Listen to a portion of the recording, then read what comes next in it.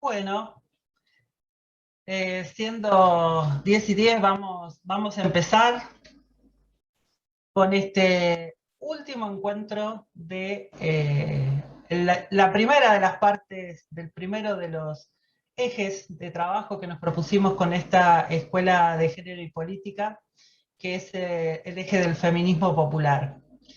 Eh, para las que hoy nos visitan, que son Carlota y Estela, en este primer eje tuvimos dos encuentros donde pudimos trabajar con Luisina Boya, que es una filósofa de la Universidad de La Plata, y vimos esos contenidos que tienen que ver con el feminismo popular. Pudimos tener una charla donde estuvo la María Fernanda, que es la embajadora de nuestro país en el Vaticano, y Adriana Guzmán del feminismo comunitario de Bolivia, junto a Tere Cubels, que es nuestra diputada en el Chaco, y miembro también de la campaña por el aborto legal, seguro y gratuito. Así que tuvimos el lujo de tener esa charla y nos faltaba un taller, más un conversatorio en este caso, por la cantidad que somos, eh, que ya nos habíamos propuesto al comienzo, incentivadas especialmente por nuestra compañera Agustina Pardo, que nos propuso esto de tener este taller que implicara, bueno, esto de es ley, ¿no? Que lo llamáramos de esta manera. Es un taller, charla taller que tiene que ver con esto de es ley. Y nos parecía importante que en este espacio pudiéramos ver realmente cuáles son las herramientas que tenemos para defender esta ley que tanto nos ha costado, especialmente más algunas que hace añares que vienen con esto, trabajando a nivel de todo el país. Bueno, toda esta conquista que logramos con el movimiento feminista, bueno, cómo sostenerla en el territorio. Y bueno, y nos parecía en ese sentido, más allá de que les cuento a Carlota y Estela que hay compañeras de Río Negro, de Formosa, de Chaco, hay compañeras de Córdoba, así que tenemos compañeras de muchos otros lugares, no solo de la provincia de Buenos Aires, aunque mayoritariamente somos las compañeras de la provincia de Buenos Aires. Bueno, ya que nos parecía importante que poder contar con la presencia de quienes estuvieron trabajando desde el minuto uno de creación del Ministerio de las Mujeres, Políticas de Género y Diversidad Sexual de la provincia de Buenos Aires. Trabajaron en conjunto para que realmente pudiéramos tener esas herramientas en el territorio, que son tanto el Ministerio de Salud como el Ministerio de las Mujeres, como decía, de Políticas de Género y Diversidad Sexual. Pero más allá de eso, bueno, también ambas son grandes militantes de esta temática. Eh, bueno, todas conocemos la trayectoria de Estela también en la campaña del aborto, la trayectoria en la defensa, como dijo ella el otro día, hace 30 años que defiende la causa de las mujeres y las diversidades, desde el feminismo. Así que bueno, ya queríamos contar con ella en la charla anterior, fue imposible por su agenda, pero bueno, hoy sí podemos contar con ella, así que estamos muy contentas. Y por supuesto, muy contentas, en lo personal se lo decía recién, vengo trabajando con el espacio del cual ella está a cargo, que es la coordinación técnica del programa de salud sexual y reproductiva del Ministerio de Salud de la provincia de Buenos Aires, que es Carlota Ramírez. Bueno, era importantísimo que ellas pudieran estar acá. Bueno, muy contenta de volvernos a encontrar. La semana que viene ya arrancamos con el segundo módulo, que es el de lo nacional y latinoamericano. Así que volvemos a seguir, pero ahora en otro proceso, porque es el proceso de pensarnos en este feminismo y en este proceso de pensarnos en el tema de género y política, pero ya desde lo nacional y latinoamericano. Así que le voy a dar la palabra a la presidenta de nuestro partido en la provincia de Buenos Aires, que es Susana González, la diputada provincial Susana González, para que pueda saludar. Y después, la idea es que sea más un estilo conversatorio. Agustina va a compartir también su experiencia de trabajo en los consultorios de salud sexual de la localidad de Ensenada. y van a estar Carlota y Estela, así que le vamos a pedir a Carlota por una cuestión de comenzar, que ella comience, pero después, por supuesto, que entre las tres pueden conversar tranquilamente para irnos nutriendo de este trabajo y de estas herramientas que podemos tener para defender esta ley que tanto nos costó en el territorio. Así que, Susana. Hola, buenos días a todas, compañeras. Darles la bienvenida, Carlota, Estela, gracias porque siempre podemos contar con vos para todo. Decirle a las compañeras que logramos esta ley, que costó mucho esfuerzo, y que ahora que tenemos la ley tenemos que lograr que aquellos que siguen interponiendo amparos, medidas judiciales... Hola, se mutió solo. No sé si me escucharon algo, les daba la bienvenida a Carlota y a Estela, agradeciéndoles que estén aquí siempre. Contarles que costó mucho, mucho esfuerzo que esta ley fuera ley, y que una vez sancionada, y que tendría que ser de aplicación absoluta y sin ningún tipo de cuestionamiento, tenemos en muchos lugares de nuestro país medidas judiciales que se presentan para que esta ley no sea efectiva, y la mayoría de esas medidas judiciales son presentadas por hombres. Así que es una lucha permanente y constante, nunca las cosas son sencillas para las mujeres en este país que nos trae tanta desigualdad, tanta inequidad en cuanto al género, pero necesitamos este tipo de actividades para militar en nuestros territorios, que esta ley siga vigente, que esta ley se aplique y que no reciba ningún cuestionamiento más, no solamente de los varones, sino de los jueces, que generalmente los que dan lugar a esas medidas son jueces varones, además. Así que encantada de estar acá, voy a escuchar atentamente a Estela, a Carlota y a Agustina, que en nuestra ciudad es una de las compañeras que ha llevado al frente las consejerías y que tiene una experiencia riquísima y en la que todos los días aprendemos de ella, así que no las demoro más. Bienvenidas y a escucharlas. Bueno, creo que me tocaba a mí, ¿no? Buenos días, compañeras, compañeros. La verdad, agradecidísima empezar el sábado con más de 130 compañeras de todo el territorio. Es muy hermoso porque además quienes estamos en la gestión, este diálogo siempre es muy enriquecedor, así que muy agradecida por la invitación. Yo quisiera empezar reforzando un poco lo que decía Susana de la importancia que tiene esta ley. Después les voy a compartir algunas cuestiones muy puntuales que son importantes de la ley y cómo venimos en la provincia de Buenos Aires, que bueno, es el territorio que más conozco, si bien justamente ayer estuvimos reunidas con la Dirección Nacional de Salud Sexual y todas las provincias y estamos viendo avances muy significativos en todo el territorio nacional, porque realmente esta ley, la primera cuestión que podemos decir, un poco reforzando lo que decía Susana, es una ley que la conquistamos en la calle. La conquistamos en la calle, la conquistamos con una ola que se convirtió en marea y que no solamente conquistamos la ley en un contexto de pandemia y de retroceso, porque la verdad es que la pandemia nos puso en una situación donde es muy difícil todavía hoy ampliar derechos, ¿no? Generar políticas más inclusivas y sin embargo los feminismos organizados conquistamos esta ley en la calle. Hubo una campaña excepcional en plena pandemia cuando no podíamos salir a la calle. ¿Se acuerdan? Alberto, tenés un atraso, que fue, tuvimos toda la creatividad feminista y Alberto cumplió, nuestro presidente cumplió con la promesa de campaña, pero la verdad es que esta ley fue conquistada por el movimiento de mujeres organizadas. Y en ese sentido es una de las leyes más democráticas que tenemos, por eso creo que está siendo difícil para los obstructores y los sectores. Tenemos 29 amparos ya y todos fracasaron. Igual, como dice Susana, hay que seguir peleándola y defendiéndola, pero es posiblemente una de las leyes más democráticas que tenemos, no la única, porque hay muchas leyes que se conquistaron en la calle. Venimos también ahora es de conquistar la ley de cupo trans, que es un paso también inmenso. Pero bueno, ¿por qué fue tan difícil y por qué nos llevó tantos años? Porque lo que hace la ley, la 27610 de interrupción voluntaria del embarazo, es poner la voluntad de las personas en el centro de la escena.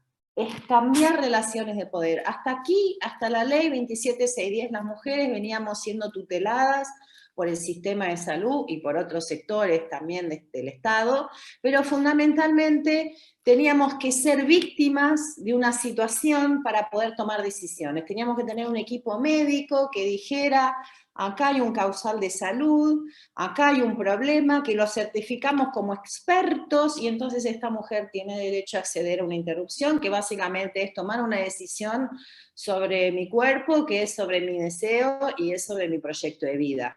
Entonces la ley, cuando hablamos de la importancia que tiene esta ley, además de haber conquistado una práctica, digamos el acceso libre a una práctica, lo que hace es cambiar relaciones de poder, es saldar una deuda de la democracia, que los únicos que no podíamos tomar decisiones autónomas sobre nuestro cuerpo y nuestro destino éramos las mujeres.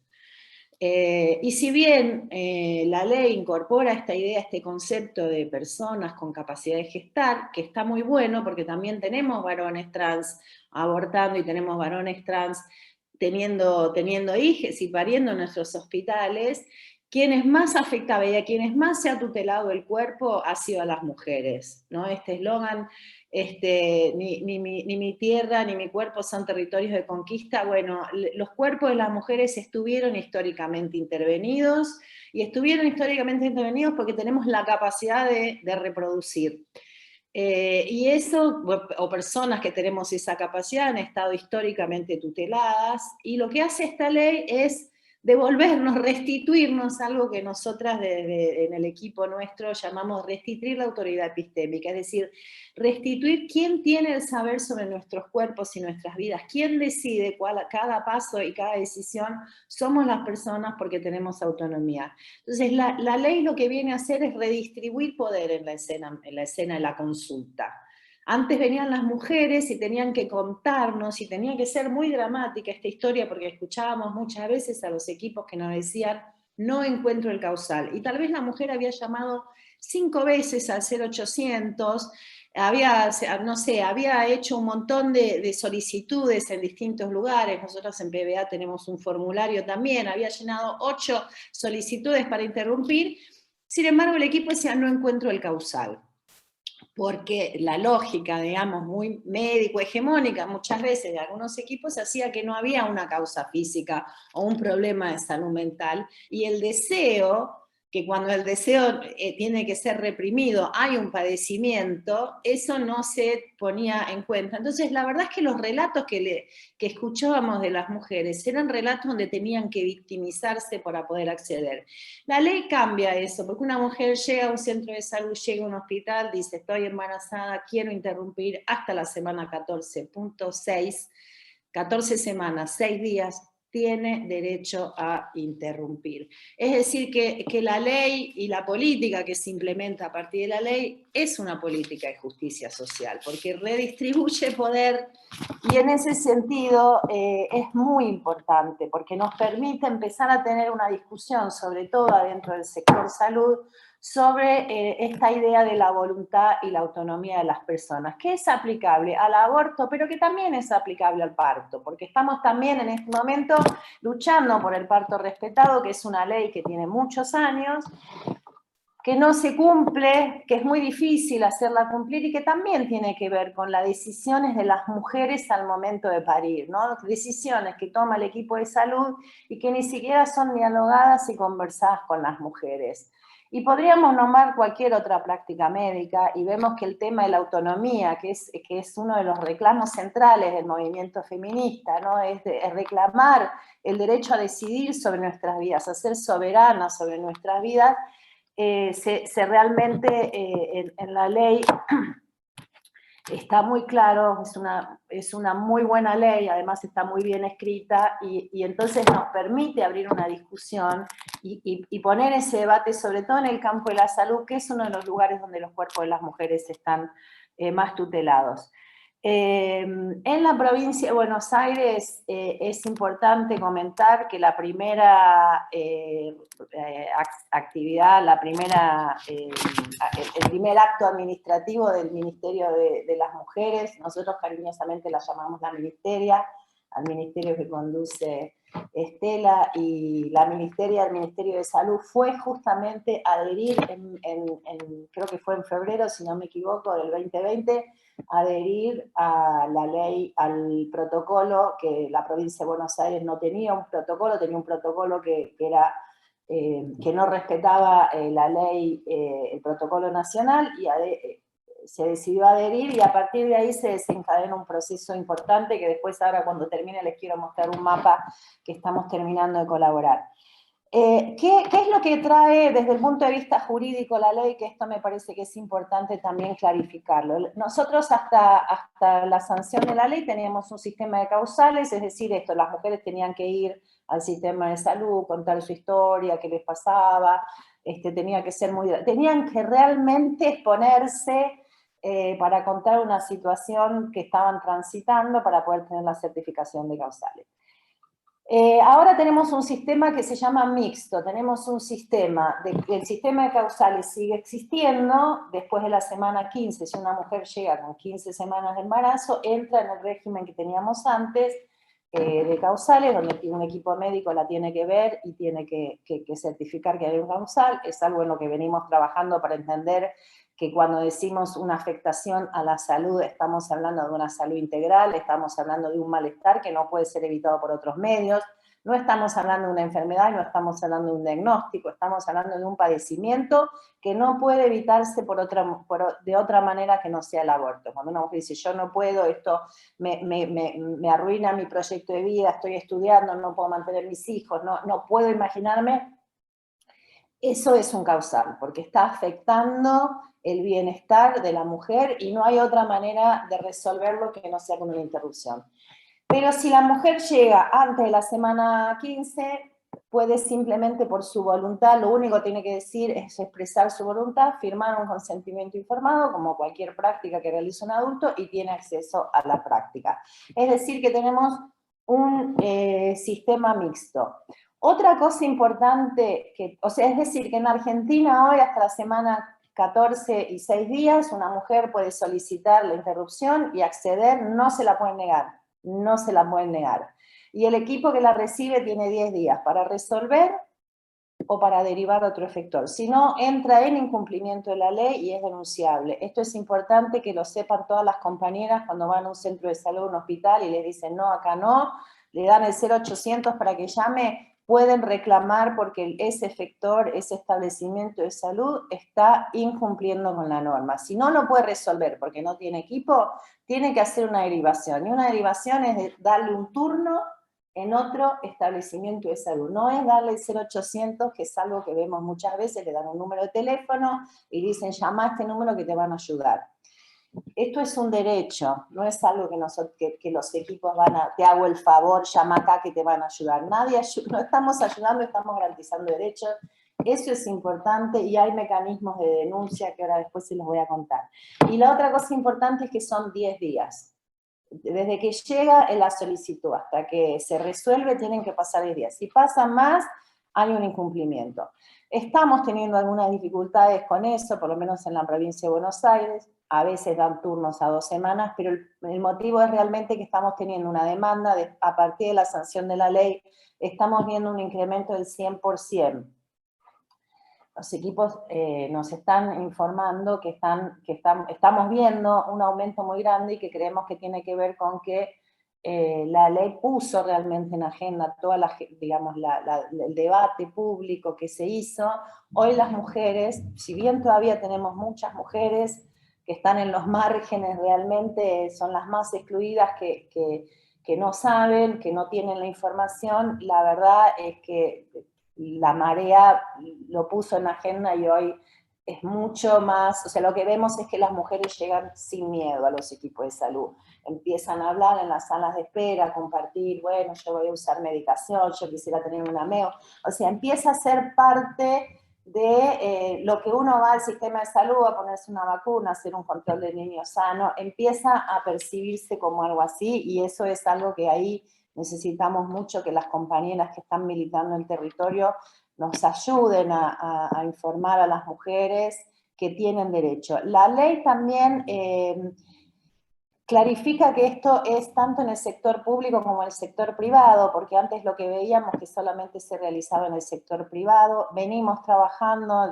tanto desde la Dirección Nacional como desde la provincia, en una articulación con el sector privado, sobre todo con IOMA. IOMA tiene una resolución que está garantizando y estamos haciendo articulaciones en cada uno de los territorios para cuando llega una mujer con IOMA generar los dispositivos para resolverlo. De todos modos, lo que no resuelve una obra social, lo que no resuelve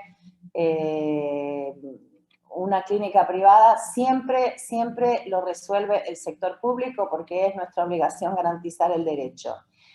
Una cuestión importante también es que hay mecanismos de reclamo, porque creo que a diferencia de otras normativas donde salió la ley pero no se puso mucho énfasis, la verdad que tenemos en este momento un Estado comprometido con la implementación de esta ley, y hay dos mecanismos que yo después se los paso por el chat si quieren, dos mecanismos de reclamo, que es un formulario de la Superintendencia del Ministerio de Salud de la Nación, y hay un formulario también de la Secretaría de Comercio, de Defensa del Consumidor, que está funcionando bien. Si ustedes van o si conocen a alguna mujer que no les, sobre todo es para obras sociales, pero también pueden reclamar en el sector público, completan el formulario en línea, es un formulario muy simple, esto llega a la Defensa del Consumidor de la provincia de Buenos Aires, es un formulario nacional, pero se deriva a cada provincia,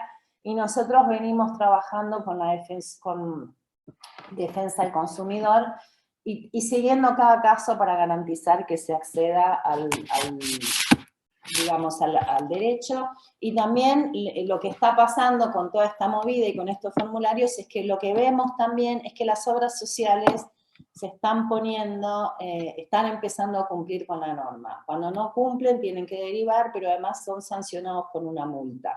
Así que esos mecanismos están funcionando, y es importante también que las compañeras la conozcan para usarlo, porque nos da mucha potencia poder tener espacios del Estado donde podemos demandar, y el Estado está respondiendo. Otra cuestión importante que quería compartir de lo que trae la ley es el tema de la objeción de conciencia, que fue un tema también muy discutido, si tenía que estar en la ley, si no tenía que estar en la ley. Yo insisto, la verdad es que las compañeras que hicieron la redacción de la ley han hecho un trabajo impecable. Personalmente, y lo que veo es que haber puesto la objeción de conciencia en papel, en negro sobre blanco, es importante, porque la objeción de conciencia hasta acá era usada como una excusa. No hay tantos objetores, la verdad. No es que hay tanta gente realmente que tiene principios morales, no digo que no la haya, pero la verdad es que la objeción de conciencia era usada como, bueno, mira, yo soy objetor y de esto no me ocupo, porque todavía sigue siendo un tema sensible. Nosotros decimos que cuando llegamos a la provincia de Buenos Aires en diciembre del 2019, había muchos equipos, había cerca de 200 equipos que garantizaban la práctica, pero lo hacían casi clandestinamente. No teníamos registros, por ejemplo, porque los equipos tenían miedo de decir que hacían abortos, y entonces decían que hacían abortos incompletos, feto muerto, ponían otros diagnósticos, porque había miedo en los equipos de poder hablar de esto, y esto es algo que también la ley trae, que los equipos ahora se sienten más acompañados por el marco normativo y pueden hacer. La objeción de conciencia, muy importante, es un permiso. Es un permiso que tienen algunos profesionales en la salud para no cumplir con una norma. Esto también es importante, porque sí, la conciencia, la libertad de conciencia es un derecho, pero lo que está habilitando ese derecho es un permiso para no cumplir con una obligación. Los trabajadores de la salud tenemos la obligación de garantizar el derecho a la interrupción voluntaria del embarazo y a la interrupción legal del embarazo. Algunas personas porque tienen algún conflicto ético, tienen permiso de no hacer la práctica, de no realizar la práctica. Pero ese permiso, primero, solo afecta a quien realiza la práctica, es decir, médico o médica. No enfermeros, no anestesistas, no personas que acompañan el proceso de trabajo de un aborto, porque una mujer, además de que le den el misoprostol, o que le hagan una interrupción quirúrgica, si es una gesta avanzada, hay que darle analgésicos, hay que acompañarla, hay que estar como cualquier práctica en un hospital, que hay un médico que interviene y después hay un equipo que acompaña la atención integral de esa persona que está hospitalizada o que está en un servicio. O sea, que el único que puede objetar conciencia es el médico que va a realizar la práctica. Y solo puede objetar la práctica. No puede objetar dar información, por ejemplo. No puede un médico o un equipo decir, yo no te voy a atender porque soy objetor. Tiene que atender a la mujer o a la persona gestante, tiene que hacerle la consejería, tiene que darle la información y tiene que derivar. Nosotras preferimos que un objetor de conciencia evitar, porque sabemos que en general hay una línea muy tenue entre objetor de conciencia y obstructor de la práctica, que lo que vemos en general son obstructores, no objetores. Los objetores en general, los que genuinamente son objetores y tienen una cuestión moral con una interrupción, en general hacen todo lo demás y son parte del equipo. Cuando alguien dice, yo soy objetor, no hago esto, no hago lo otro, ahí hay que empezar a dudar si es un objetor o un obstructor. Y otra cosa para aclarar, que estamos hablando de la objeción a la práctica, y hasta la semana 12, que la práctica es ambulatoria, porque hasta la semana 12, después por ahí Agos lo puede contar bien,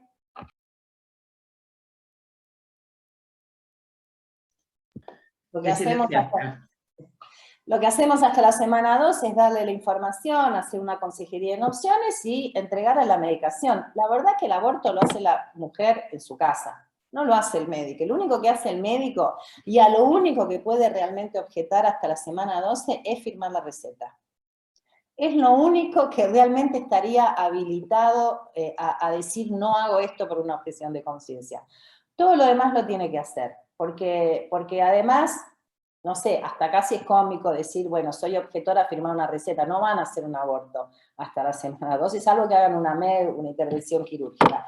El aborto lo hacen las mujeres en su casa, nosotros lo que hacemos es que damos la información y le damos el misoprostol. Después de la semana 12, sí, nuestros protocolos dicen que hay que internar a la mujer y también puede hacerse con medicamentos, y muchas veces la manera en que lo resolvemos es, bueno, si el médico no le quiere dar porque es objetor, que le deje las pastillitas en la mesa y la mujer la toma, en la mesita de luz de la cama, y la mujer la toma. Pero el tema de la objeción de inconsciencia es importante porque habilita el derecho, pero también le pone límites a ese derecho. Porque además, si es el único médico que hay en un territorio y una mujer necesita un aborto y es el único médico, lo tiene que garantizar. Quiero aclarar, no hay servicios objetores, los servicios objetores es ilegal. Cuando un hospital nos dice, bueno, pero yo no lo puedo garantizar porque tengo un servicio objetor. Le explicamos que tiene un problema ese director, porque está teniendo una ilegalidad en su hospital, porque no hay servicios objetores. La objeción es un tema individual. El objetor es el médico o la médica, no es un servicio. Hablar de servicios objetores es hablar de algo que está penado por la ley. Entonces, lo que les decimos a los directores, o a los jefes de servicio, cuando nos explican eso es, tenés un problema, ¿cómo te ayudo a resolver el problema que tenés? Pero antes decían, tengo un servicio objetor, no lo hago. La ley nos permite decirle, bueno, ¿cómo vas a hacer para garantizar lo que la ley te obliga a garantizar con este servicio objetor? Vas a tener que trabajar adentro del hospital para poder resolver esto.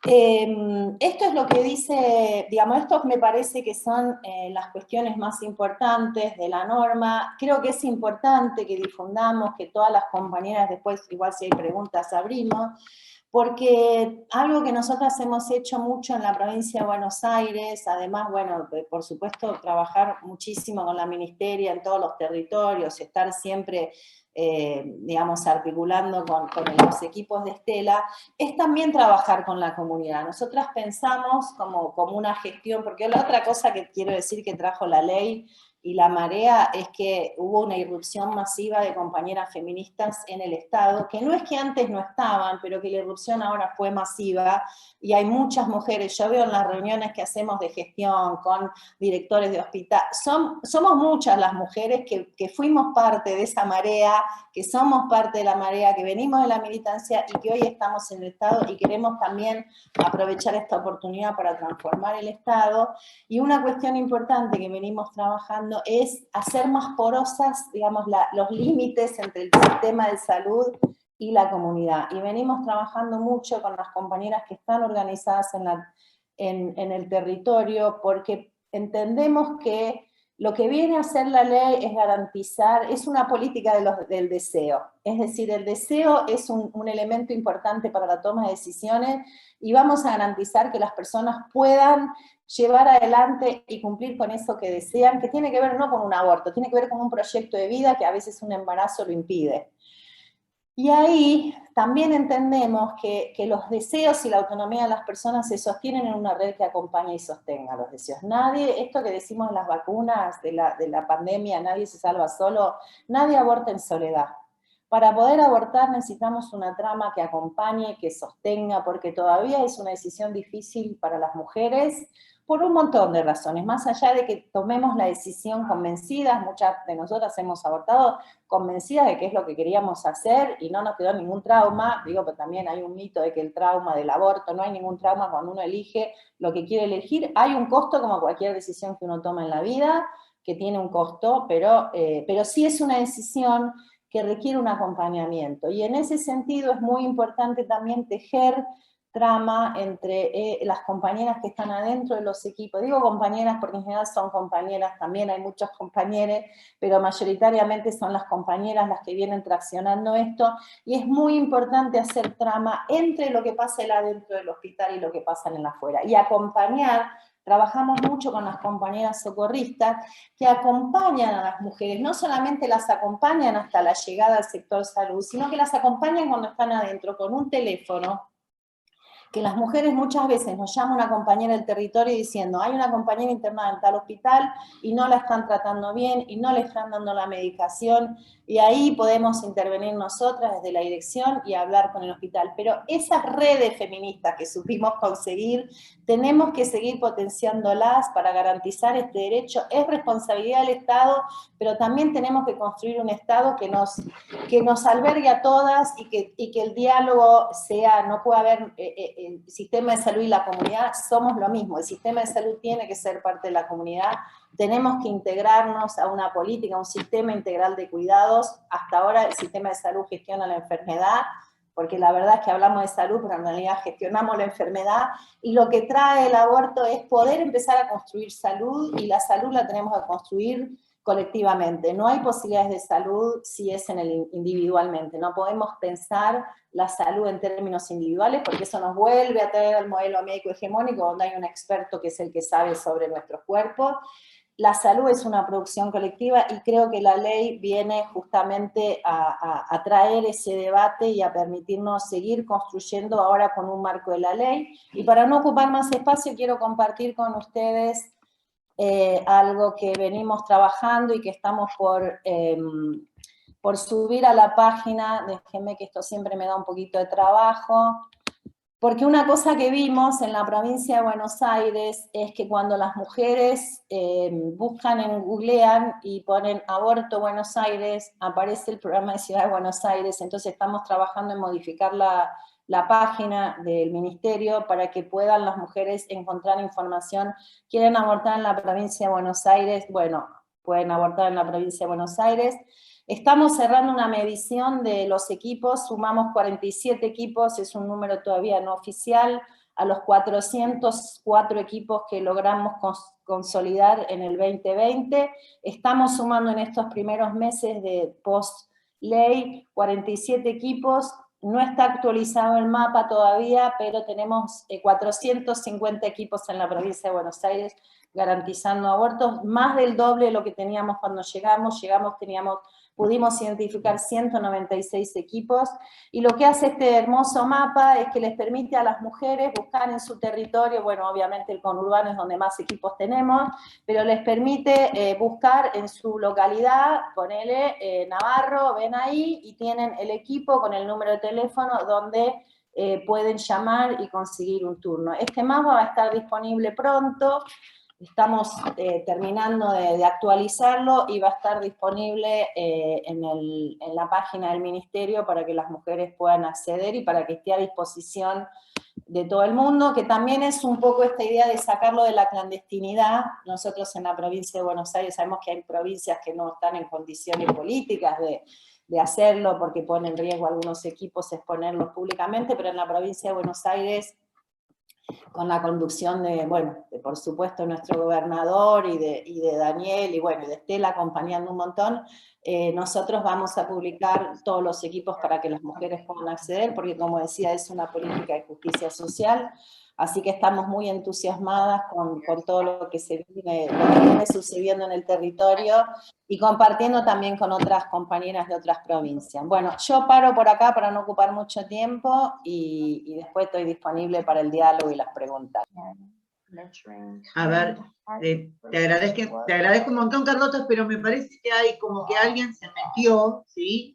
No sé si ustedes están escuchando, que están hablando. Sí. Julieta.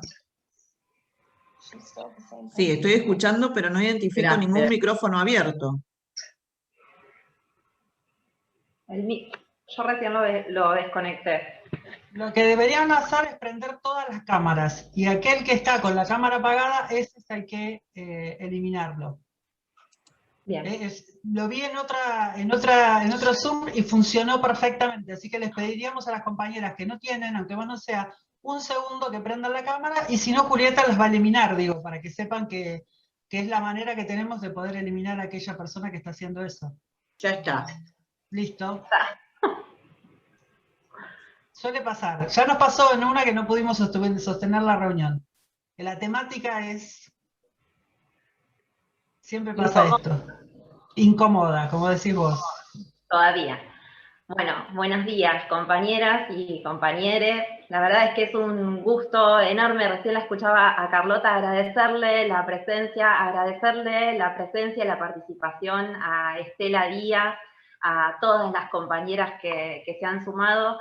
La verdad es que pensar esta actividad había sido en el marco de taller. Digamos, me hago cargo de que me resultaba muy difícil también pensarlo en dinámica de taller por Zoom, acostumbrada a la presencialidad, y ojalá sirva para generar esto que para mí siempre es tan importante y que creo que es lo que le da la potencia también al movimiento, que son estos espacios de encuentro, de construcción y de compartir saberes y experiencias y tomar herramientas y seguir fortaleciendo esta mirada. Ahí, como lo decía Carlota y Silvia, yo soy trabajadora social y me ha tocado participar en la construcción y en el trabajo cotidiano en un equipo interdisciplinario en Consejería de Salud Sexual Integral en Ensenada. Pero lo quería contar y compartir con ustedes desde una mirada también política que tuvo que ver con decisiones políticas y que hacen a la diferencia de lo que fue aquel tiempo. Yo solamente voy a compartir lo que fue de 2015 a 2018, fueron 3 años nada más los que participé del espacio de consejería en Ensenada, y la diferencia con lo que escucho de compañeras y compañeros y compañeros que lo están trabajando ahora en un contexto que es distinto en nuestra provincia y en la nación, ¿no es cierto? Con la creación de ministerios, pero también con una decisión política de atender esta demanda, no solo sumarla a la agenda desde lo discursivo, sino proponerse crear las herramientas que necesitamos para realmente acceder al derecho al aborto sea efectivo para las mujeres y para las personas gestantes. Yo trabajé, ya lo decía, en ese periodo, 2015-2018, armamos una Consejería de Salud Sexual Integral con un equipo interdisciplinario en el marco de una unidad sanitaria inscripta en el Estado, porque en aquel entonces también nosotros, digamos, no era una novedad, siempre hay espacios de consulta, ¿no es cierto?, de compañeras, y existen, que se organizan y brindan información y acercan información y promocionan estos derechos y garantizan estos espacios, pero en este caso nosotros lo armamos en el marco de una unidad sanitaria, con un equipo de trabajo en la unidad sanitaria, que existe y que se ha multiplicado afortunadamente, y tampoco es casual, sino que está vinculado también a todo un contexto. En 2015 lo hacemos en el marco de un protocolo ILE, que estaba colgado en la página del Ministerio de Salud de la Nación, que fue actualizado en el año 2015 por el gobierno de Cristina Fernández de Kirchner, y un gran equipo de trabajo en salud que abona y pregona la mirada de la salud integral, ¿no es cierto? Este cambio de paradigma entre lo que también mencionaba Carlota, que todavía prevalece mucho desde un modelo médico hegemónico, ¿no? Incorporar trabajadores sociales, incorporar psicólogos, abrir la mirada del diagnóstico, ¿no es cierto?, en salud, desde la interdisciplina, ha sido todo un cambio, ha sido toda una transformación y continúa siendo hoy un desafío enorme que necesitamos seguir consolidando. Comparto todo lo que ha dicho Carlota. Yo desde el lugar, a veces uno cuando empieza a trabajar, en principio destacar el lugar fundamental y primordial que tiene la escucha activa, garantizar en el Estado un espacio de escucha y de acompañamiento a las personas que deciden interrumpir el embarazo, que tienen dudas, que tienen temores, o lo que fuera, en un espacio que tiene que ser, sin lugar a dudas, amigable, ¿no es cierto? Eso también se construye con el tiempo, porque también se va construyendo a partir de las miradas, y en esto mucho tiene que ver también el movimiento, en todo tiene que ver, en todo, el movimiento feminista, ¿no es cierto? Desde un feminismo popular, que cree y apuesta en el Estado para poder transformar la realidad, ¿no es cierto? Ahí, mientras escuchaba, es real, y al principio cuando uno escuchaba, ¿no es cierto?, la demanda de interrumpir el embarazo, rápidamente uno empezaba a pensar las causales, ¿no? Bueno, ¿en qué causal lo vamos a enmarcar? ¿Cómo vamos a hacer nosotros para que esto sea posible? Siempre teniéndolo en cuenta cuando lo teníamos que pasar, cuando se tiene que pasar al segundo nivel, porque así como lo detallaba Carlota, continúa siendo, las mujeres abortamos, las personas gestantes abortan hasta las 12 semanas en sus casas de manera ambulatoria, y si no recibe la información correcta, precisa y demás, es sin ningún tipo de obstáculo.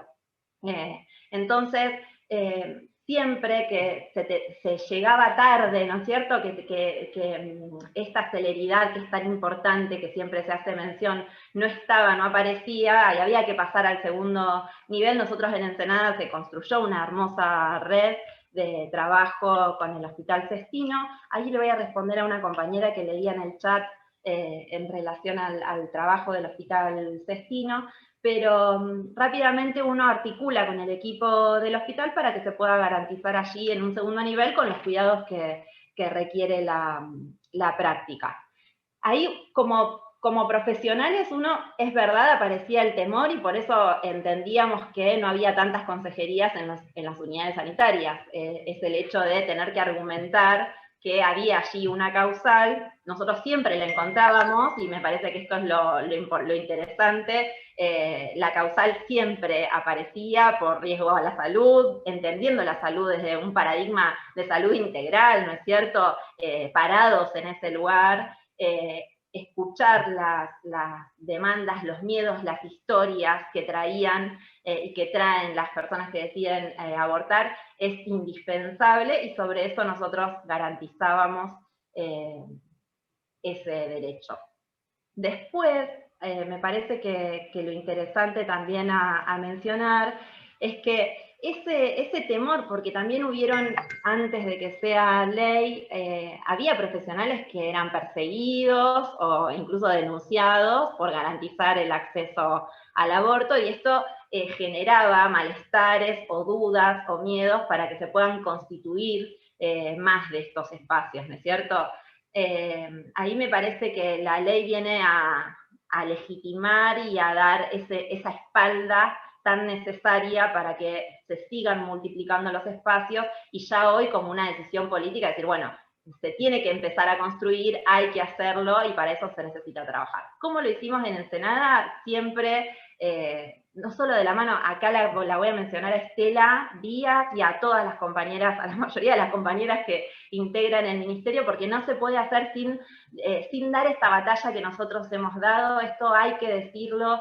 Creo que el movimiento feminista lo que ha podido hacer con esta ley es demostrar que necesitamos seguir generando esos consensos, discutiendo y hablando en estos espacios y en todos los que podamos acerca de nuestros derechos, ¿no es cierto? Hemos hecho seminarios de formación y de capacitación que nos han servido a nosotros como trabajadores, a cantidad de equipos interdisciplinarios, equipos técnicos para despejar dudas, y esos espacios existen y se han fortalecido con la creación de los ministerios, con Ley Micaela y demás, se van institucionalizando, pero de otra forma no hubiese sido posible. Es ir acompañando la demanda de la gente, visibilizándola y dando respuestas en ese sentido. Por eso para mí era muy importante tener este espacio de encuentro y de taller sobre aborto, sobre la ley de aborto como conquista del movimiento y también como conquista de un proyecto popular.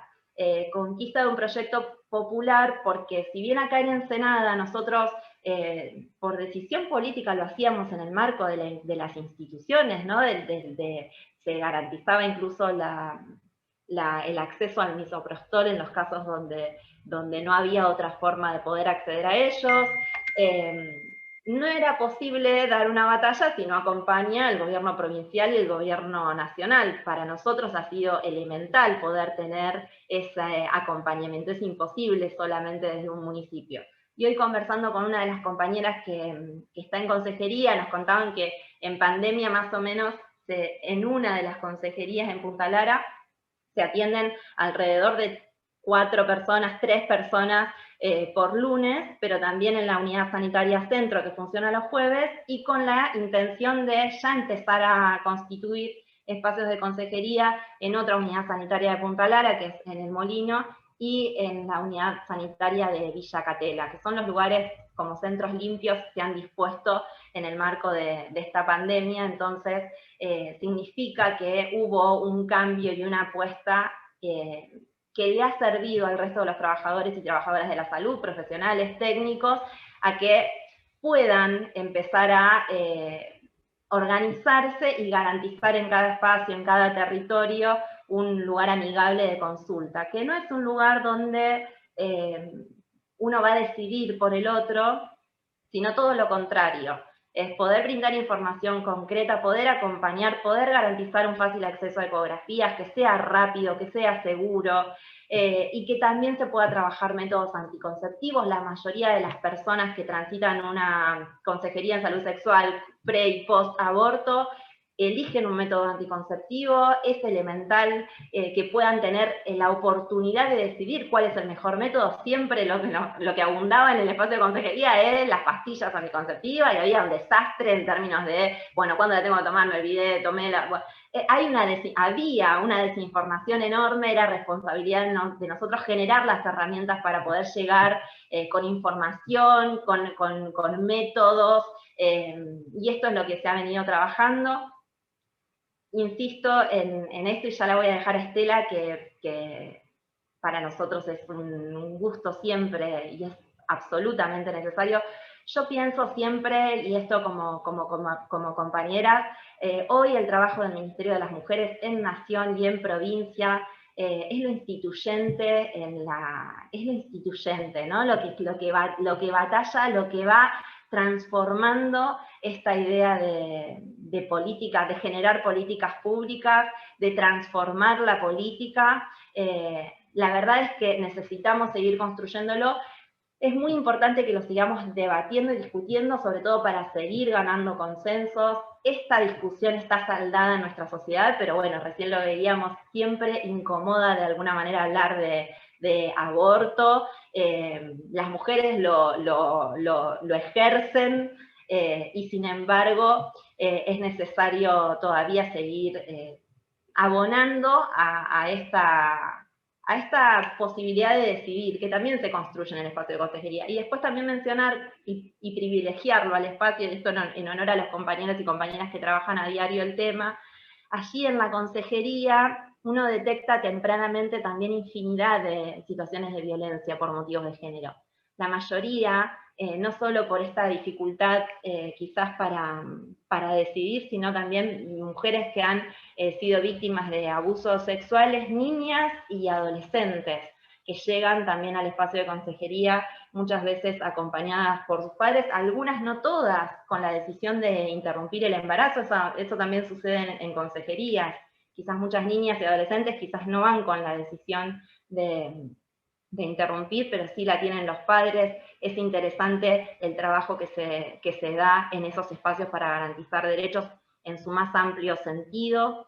Así que, bueno, me parece que como todo lo que nos fuimos tomando de esta primera etapa de feminismo popular, es la ley de aborto la que para mí mejor explica esa construcción de poder, ¿no? Ese poder popular que llega de la mano de un gobierno popular, de un gobierno que apuesta a ampliar derechos. Es una ley que abre caminos, y el movimiento feminista, no tenemos dudas que abre caminos, porque es en pos de esto que nosotras estamos trabajando. También se van desprendiendo muchísimas otras leyes y muchísimas otras políticas que hoy, por suerte, de la mano de compañeras como Estela y como muchísimas compañeras que habitan esos espacios de poder y de responsabilidad, ejercen y nos permiten a nosotros avanzar. Así que simplemente eso, y después compartir intercambiando. En relación a lo que decía una compañera en el chat, que era sobre el Hospital Sestino, ahí un poco lo respondía Carlota. Si en el Hospital Sestino desconozco cuál fue la situación, ¿no? Yo doy fe de que hay una red armada y que funciona, ¿no es cierto? Sobre todo los días jueves se garantiza el acceso, que son...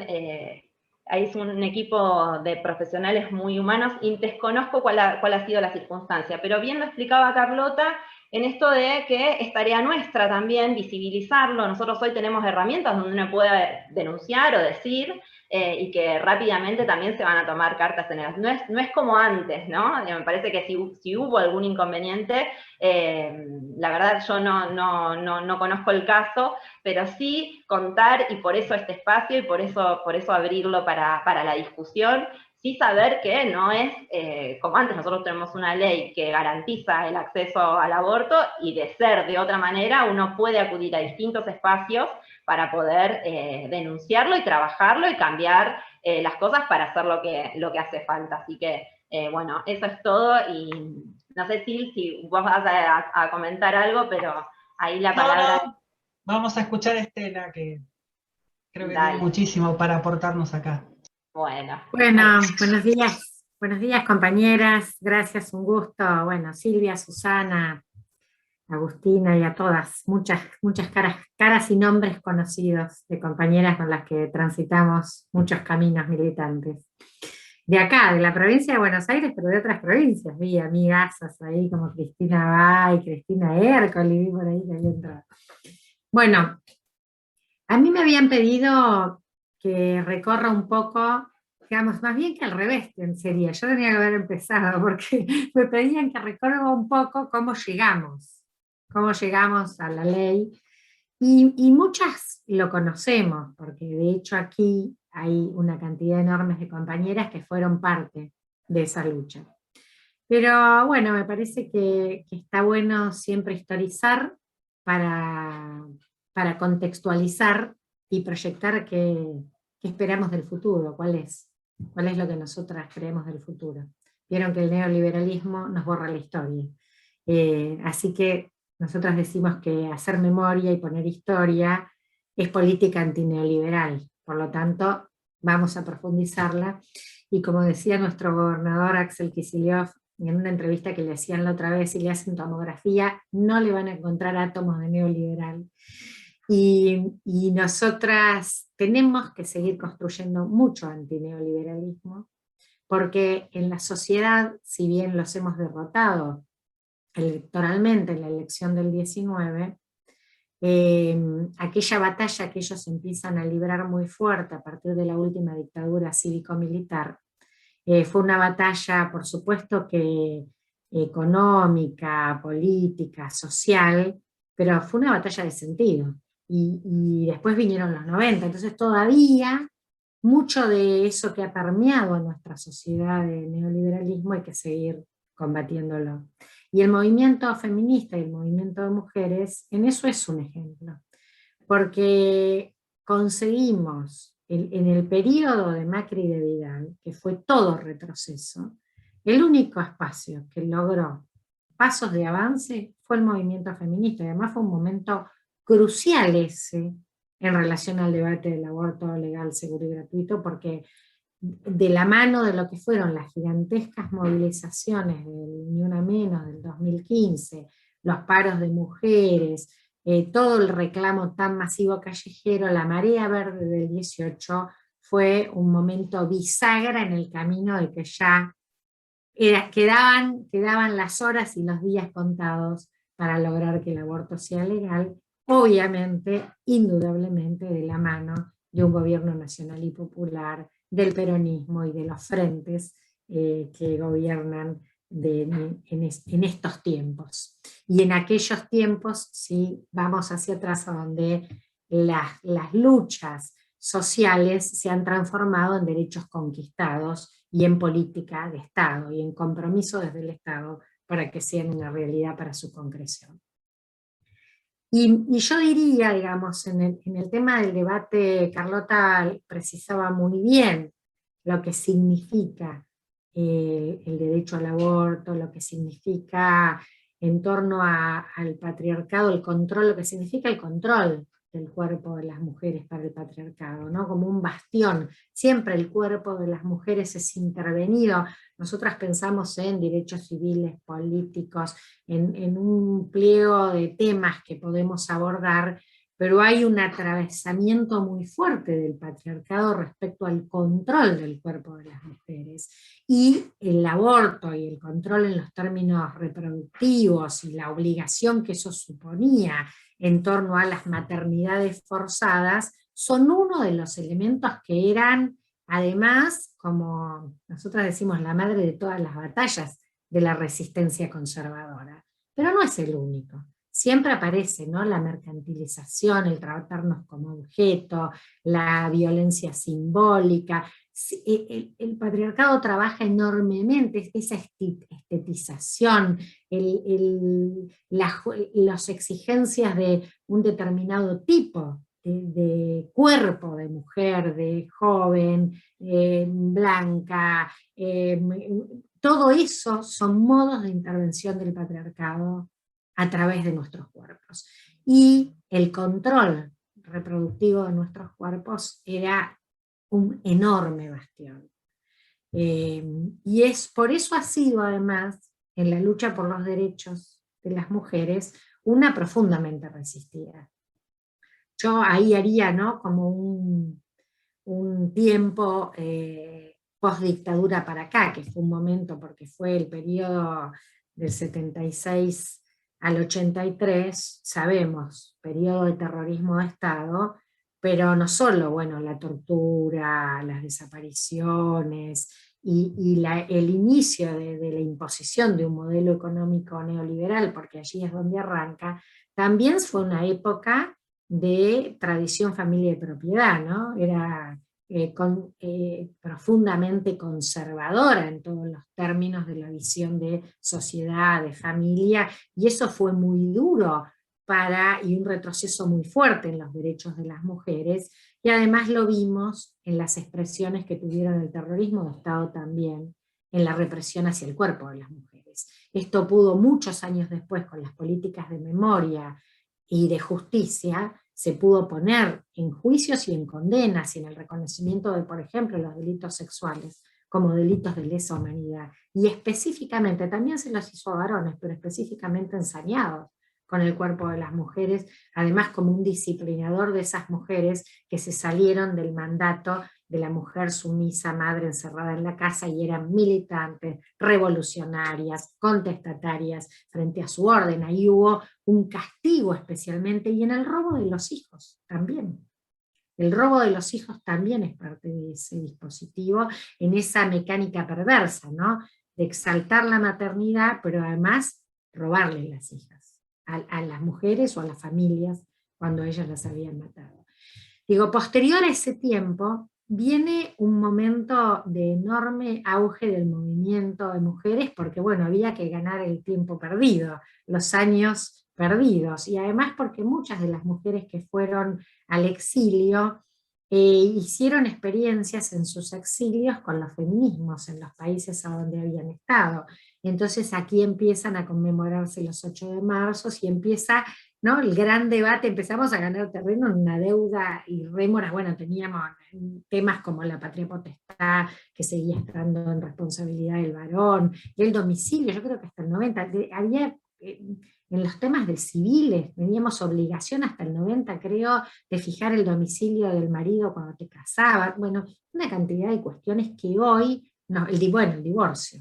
Qué batalla, cuando pensamos legislativa, si nosotros recordáramos lo que fue en el 84-85 cuando se empezó a discutir el divorcio vincular, fue mucho más virulenta que los debates del aborto, porque creo que además, así como nosotras sabíamos, nuestros opositores conservadores en sus amplias franjas políticas e ideológicas, también sabían que nosotras era un camino de ida y que íbamos a ir cada vez por más. Y nos llevó 20 años de democracia a lograr la ley de salud sexual y reproductiva. Y me parece que este es un dato que siempre tenemos que recordarlo y pensarlo. ¿Por qué? Porque se habían logrado muchos, ley de violencia familiar, el cupo de participación política en el 91. Argentina es el primer país del mundo que logra el cupo de participación política, pero no había caso con la ley de salud sexual y reproductiva, que además lo único que establecía era que el sistema de salud iba a dar los métodos anticonceptivos que estaban permitidos, que no tenían ningún tipo de prohibición. Claro, tenías que tener recursos económicos para ir y comprártelos. Pero allí ya empezó la batalla conservadora a meter la cola en los lugares desde los que iban a hacer sus estrategias de resistencias para el avance de nuestros derechos. Y allí, bueno, además por supuesto que hacían poner que los métodos fueran no abortivos.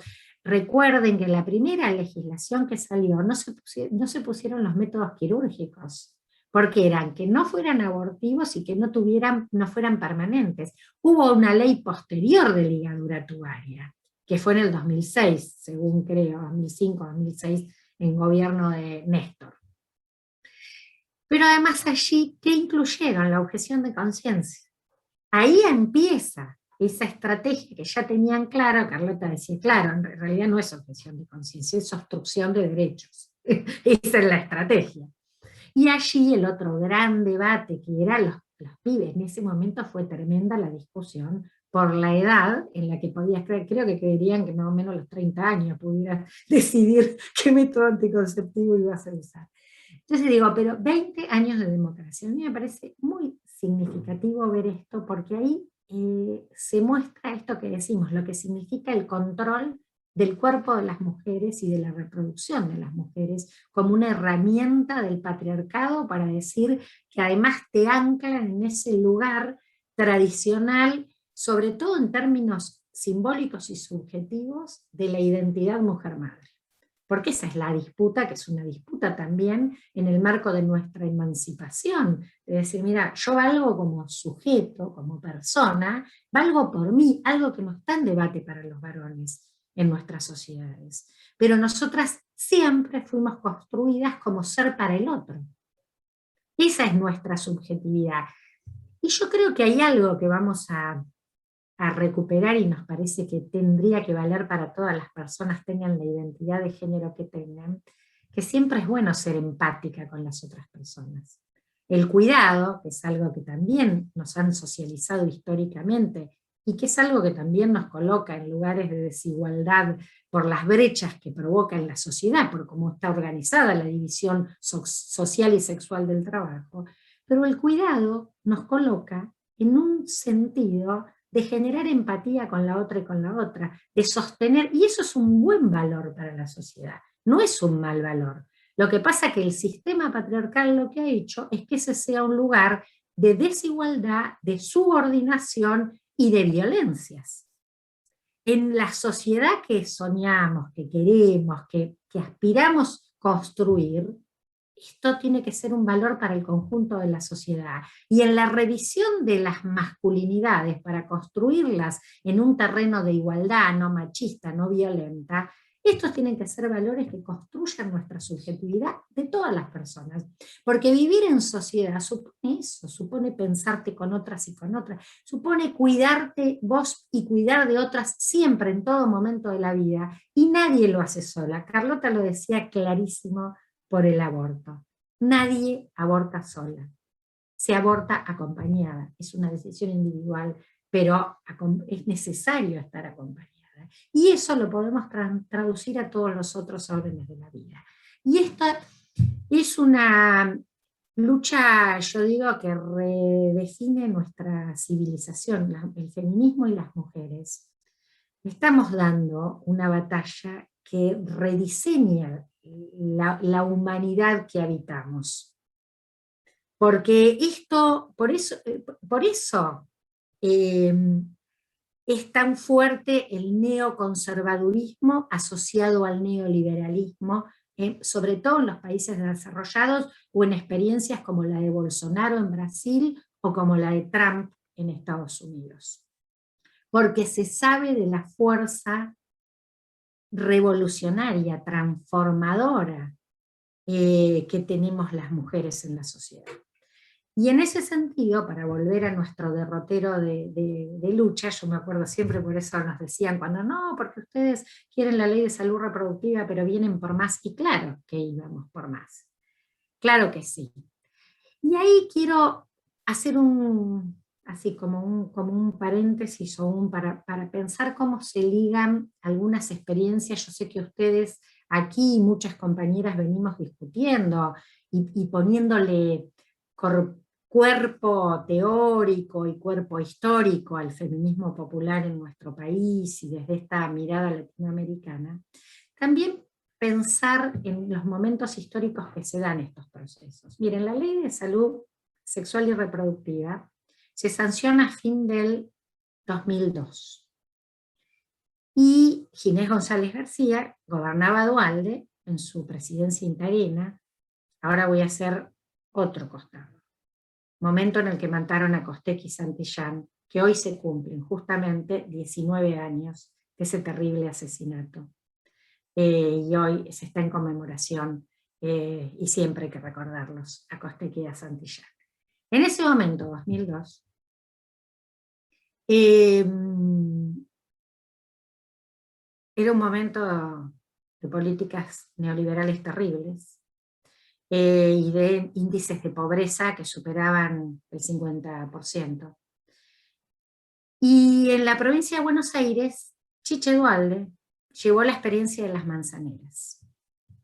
Y uno podría decir, como se dice, bueno, llamaban a las mujeres desde este lugar de cuidar, de acompañar, de alimentar, de asistir, pero ese lugar puso a las mujeres en cada territorio, en cada manzana, en un momento de mucha pobreza, de mucha exclusión, de mucha necesidad, para la alimentación. ¿Y qué dijo Chiche Duhalde, que siempre tuvo una visión muy conservadora de estos temas, que tenía, y creo que tenía una hija monja, tiene una hija monja, muy ligada a los pensamientos más conservadores de la Iglesia? Que las manzaneras le pedían huevo, polenta, arroz, comida y métodos anticonceptivos.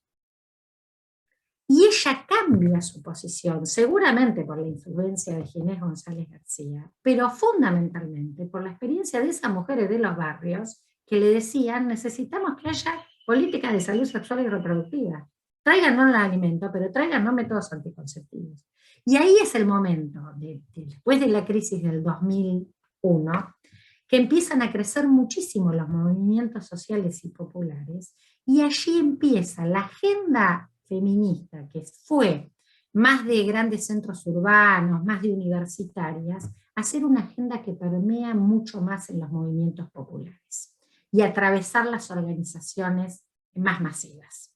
Y ahí aparecen, ¿no?, los temas de la violencia de género, de la salud sexual y reproductiva, del acceso a estos derechos, a ser mucho más generalizada en el movimiento popular, en el peronismo, en las organizaciones sociales.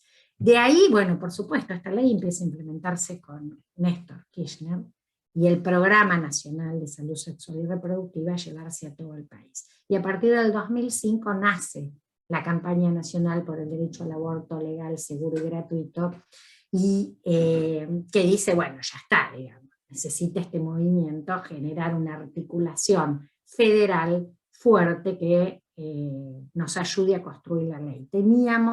Sabíamos que era la madre de las batallas, que era una parada difícil, y que para lograrlo teníamos que lograr el cambio social primero. Teníamos que lograr lo que llamamos después en la campaña la despenalización social, construir masa crítica, poner el debate, sacar la palabra aborto del closet, del silencio, porque la clandestinidad era hasta de la palabra aborto.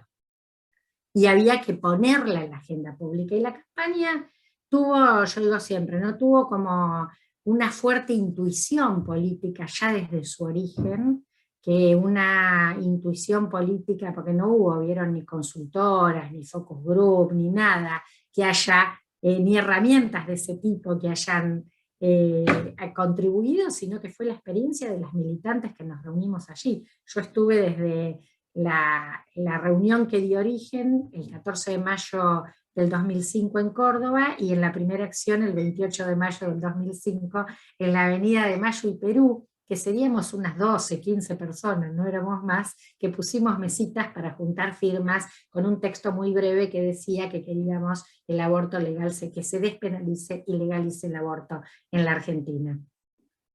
Y ahí definimos el lema de la campaña: educación sexual para decidir, anticonceptivos para no abortar y aborto legal para no morir, que fue un acierto político, porque mostraba una integralidad de la perspectiva y porque nos colocaba con la sociedad a la que queríamos plantearle que nos acompañe en esta lucha.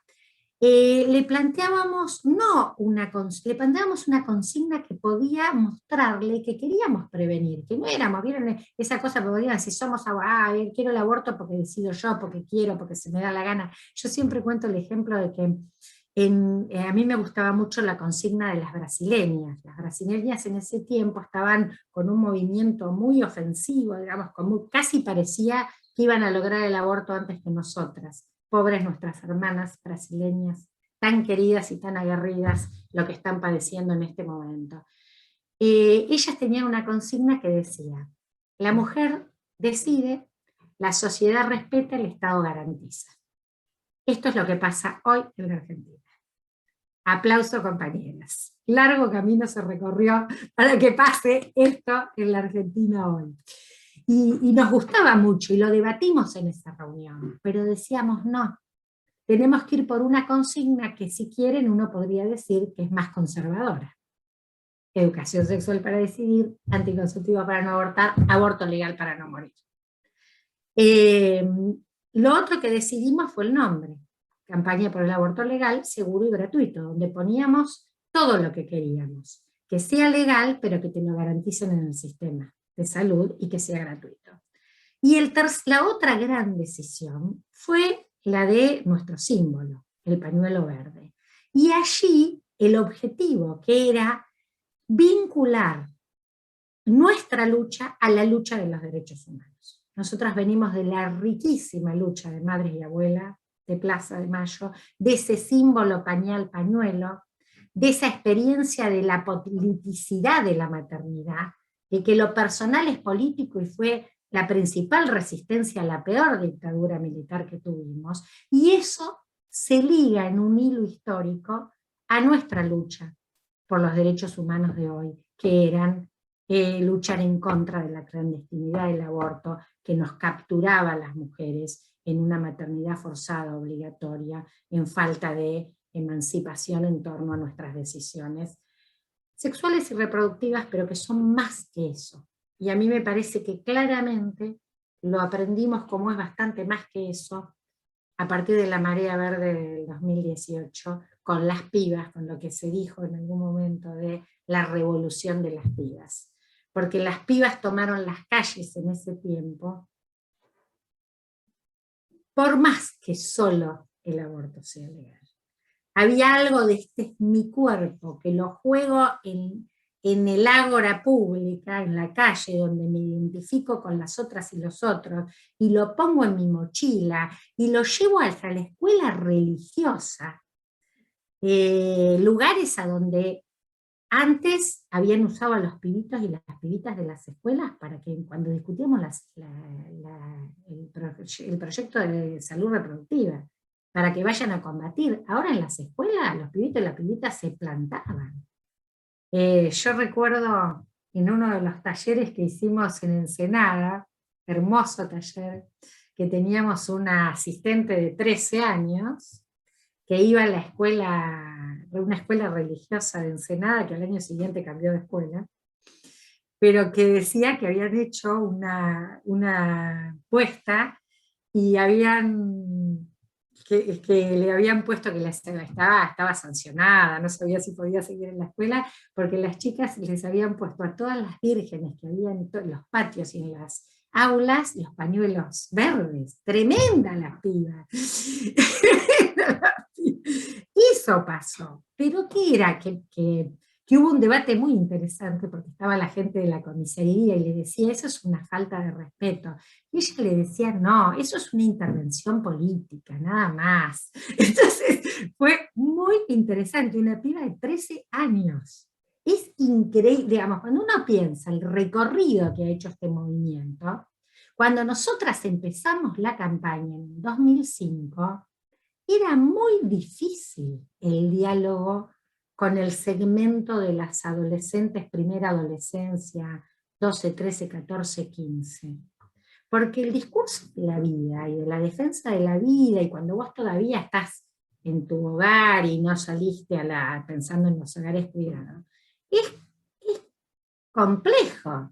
Identificarse así como ¿no? Ha habido una transformación estos años producida por el feminismo, que ha permeado el conjunto de las fuerzas políticas, sociales, y nuestro magma, nuestro sentido común, ese sentido común que en general es tan conservador, logramos perforarlo, siendo que discutíamos con una de las consignas más efectistas que existe, que es soy pro vida, defiendo la vida, porque inmediatamente te ponen del lado de la muerte. Si ellos son pro vida, te colocan del lado de la muerte. ¿Qué logró el movimiento? Y el movimiento logró, al contrario, ligar a la felicidad, al encuentro, a los derechos, a lo festivo, un tema tan complejo de debatir en la sociedad. Bueno, y esto ha sido un triunfo inmenso, y fue uno de los pilares de resistencia al neoliberalismo. Macri creyó que dando el debate del aborto nos iba a hacer, como lo dijo Durán Barba, una cortina de humo. Y nosotras dijimos, compañero, compañera, no somos humo. Yo me acuerdo que esto fue un debate en nuestras fuerzas políticas y sindicales, porque estábamos en una resistencia feroz a un modelo que vino a devastarnos, porque además lo que hicieron en 4 años fue feroz en este país. Hicieron tanto daño como le llevó 10 años a Menem, en 4. Y fue una lucha crucial en el proceso de derrota del neoliberalismo, más las que dio el sindicalismo, más todas las peleas, pero esta también. Y yo lo veo ahora en nuestros recorridos en la provincia de Buenos Aires, porque hay colectivas feministas y grupos de pibas que se identifican en las localidades. Silvia me hace así, que vos estás, Silvia, por la Sexta, en las localidades más pequeñas, y saben que esas colectivas feministas no fueron convocadas por el Ni Una Menos y la no violencia del 2015, fueron convocadas por la Marea Verde del 2018. Y allí se provoca una transformación, por eso yo digo que el debate de pongo y discuto mi cuerpo es un debate que trasciende el debate meramente del aborto. Y plantea esta idea de igualdad, de emancipación, de pararte desde un lugar de vale mi voz, vale mi palabra, vale mi decisión, y participo colectivamente para hacerlo. Creo que en eso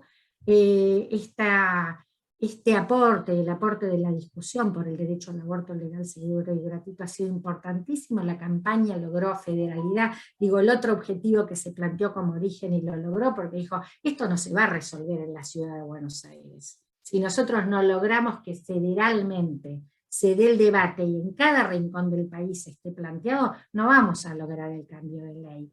Y bueno, y Carlota lo señalaba claramente. Fíjense, en ese proceso además se fue produciendo un cambio muy grande también en el propio sector de salud, porque nosotros siempre tuvimos un sector de salud muy conservador. Sin embargo, también hay un recambio generacional que todo este tiempo de debate nos ha permitido que hoy pase esto, que en un año se dupliquen los esfuerzos, por supuesto que con la enorme decisión política. Tenemos, digo, el presidente de la Nación en bancar incluso en pandemia que el compromiso electoral se cumple y se debate. Y ni hablar del gobierno de salud en la provincia, con Daniel Goyán, con Nicolás Crepas, Elena Balavia, Carlota Ramírez y todo un equipo que trabaja incansablemente para que a cada lugar llegue, y con este otro gran objetivo, que es el tema de la atención primaria de la salud, de que tenés que ahí, en el lugar de cercanía. Yo cierro así ya, podemos hacer intercambio. Digo, nosotras estamos ahora planteando, y comento esto porque lo veía en una pregunta que ponían ahí en los comentarios hoy, cuando no estaba hablando que podía leer los comentarios, ¿qué pensar las consejerías? Y eso lo charlábamos, y hoy también lo comentaba Carlota. Hoy podemos plantear que las consejerías integrales en derechos sexuales y reproductivos son consejerías mucho más amplias. Antes se tuvieron que volcar a garantizar el aborto porque se iba la vida, porque era ilegal. En cambio ahora se está planteando que tenemos que rediseñar estas consejerías en un sentido que tengan desde la gestión menstrual, temas que antes no se hablaban, desde la gestión menstrual, y que estamos empezando a hablar, a ponerle color, ¿vieron? Porque las toallitas de color azul le ponían, no rojo, no menstruamos rojo. La gestión menstrual, el acceso a los métodos, el involucramiento de varones, también en los temas de la sexualidad y la reproducción y estos debates, en las formas de otras masculinidades, el parto humanizado y respetado, los 1000 días que se sancionó junto con esto, las crianzas con ternura, las crianzas despatriarcalizadas, que también es un vector como muy importante incluirlo en torno a esos mandatos que las mujeres seguimos tan fuertemente repitiendo de la feminidad en los modos de las crianzas. Así que claramente ha sido, bueno, una enorme felicidad haber conquistado el aborto legal, seguro y gratuito, y por supuesto, como siempre, derecho conquistado en gobierno peronista, nacional y popular. No sería de otro modo. Y creo que además, compañeras, estando como estamos, y siendo compañeras de políticas, y que somos parte de un proyecto político, tenemos que, y estando en un año electoral como estamos, tenemos que recordar, que compartir, que hacer valer, que revisitar lo que significan estas conquistas en los planos de la ley, pero lograr la ley es un paso. Después todo el que sigue para que esa ley sea realidad, que se ha hecho inmenso camino para que esto sea así.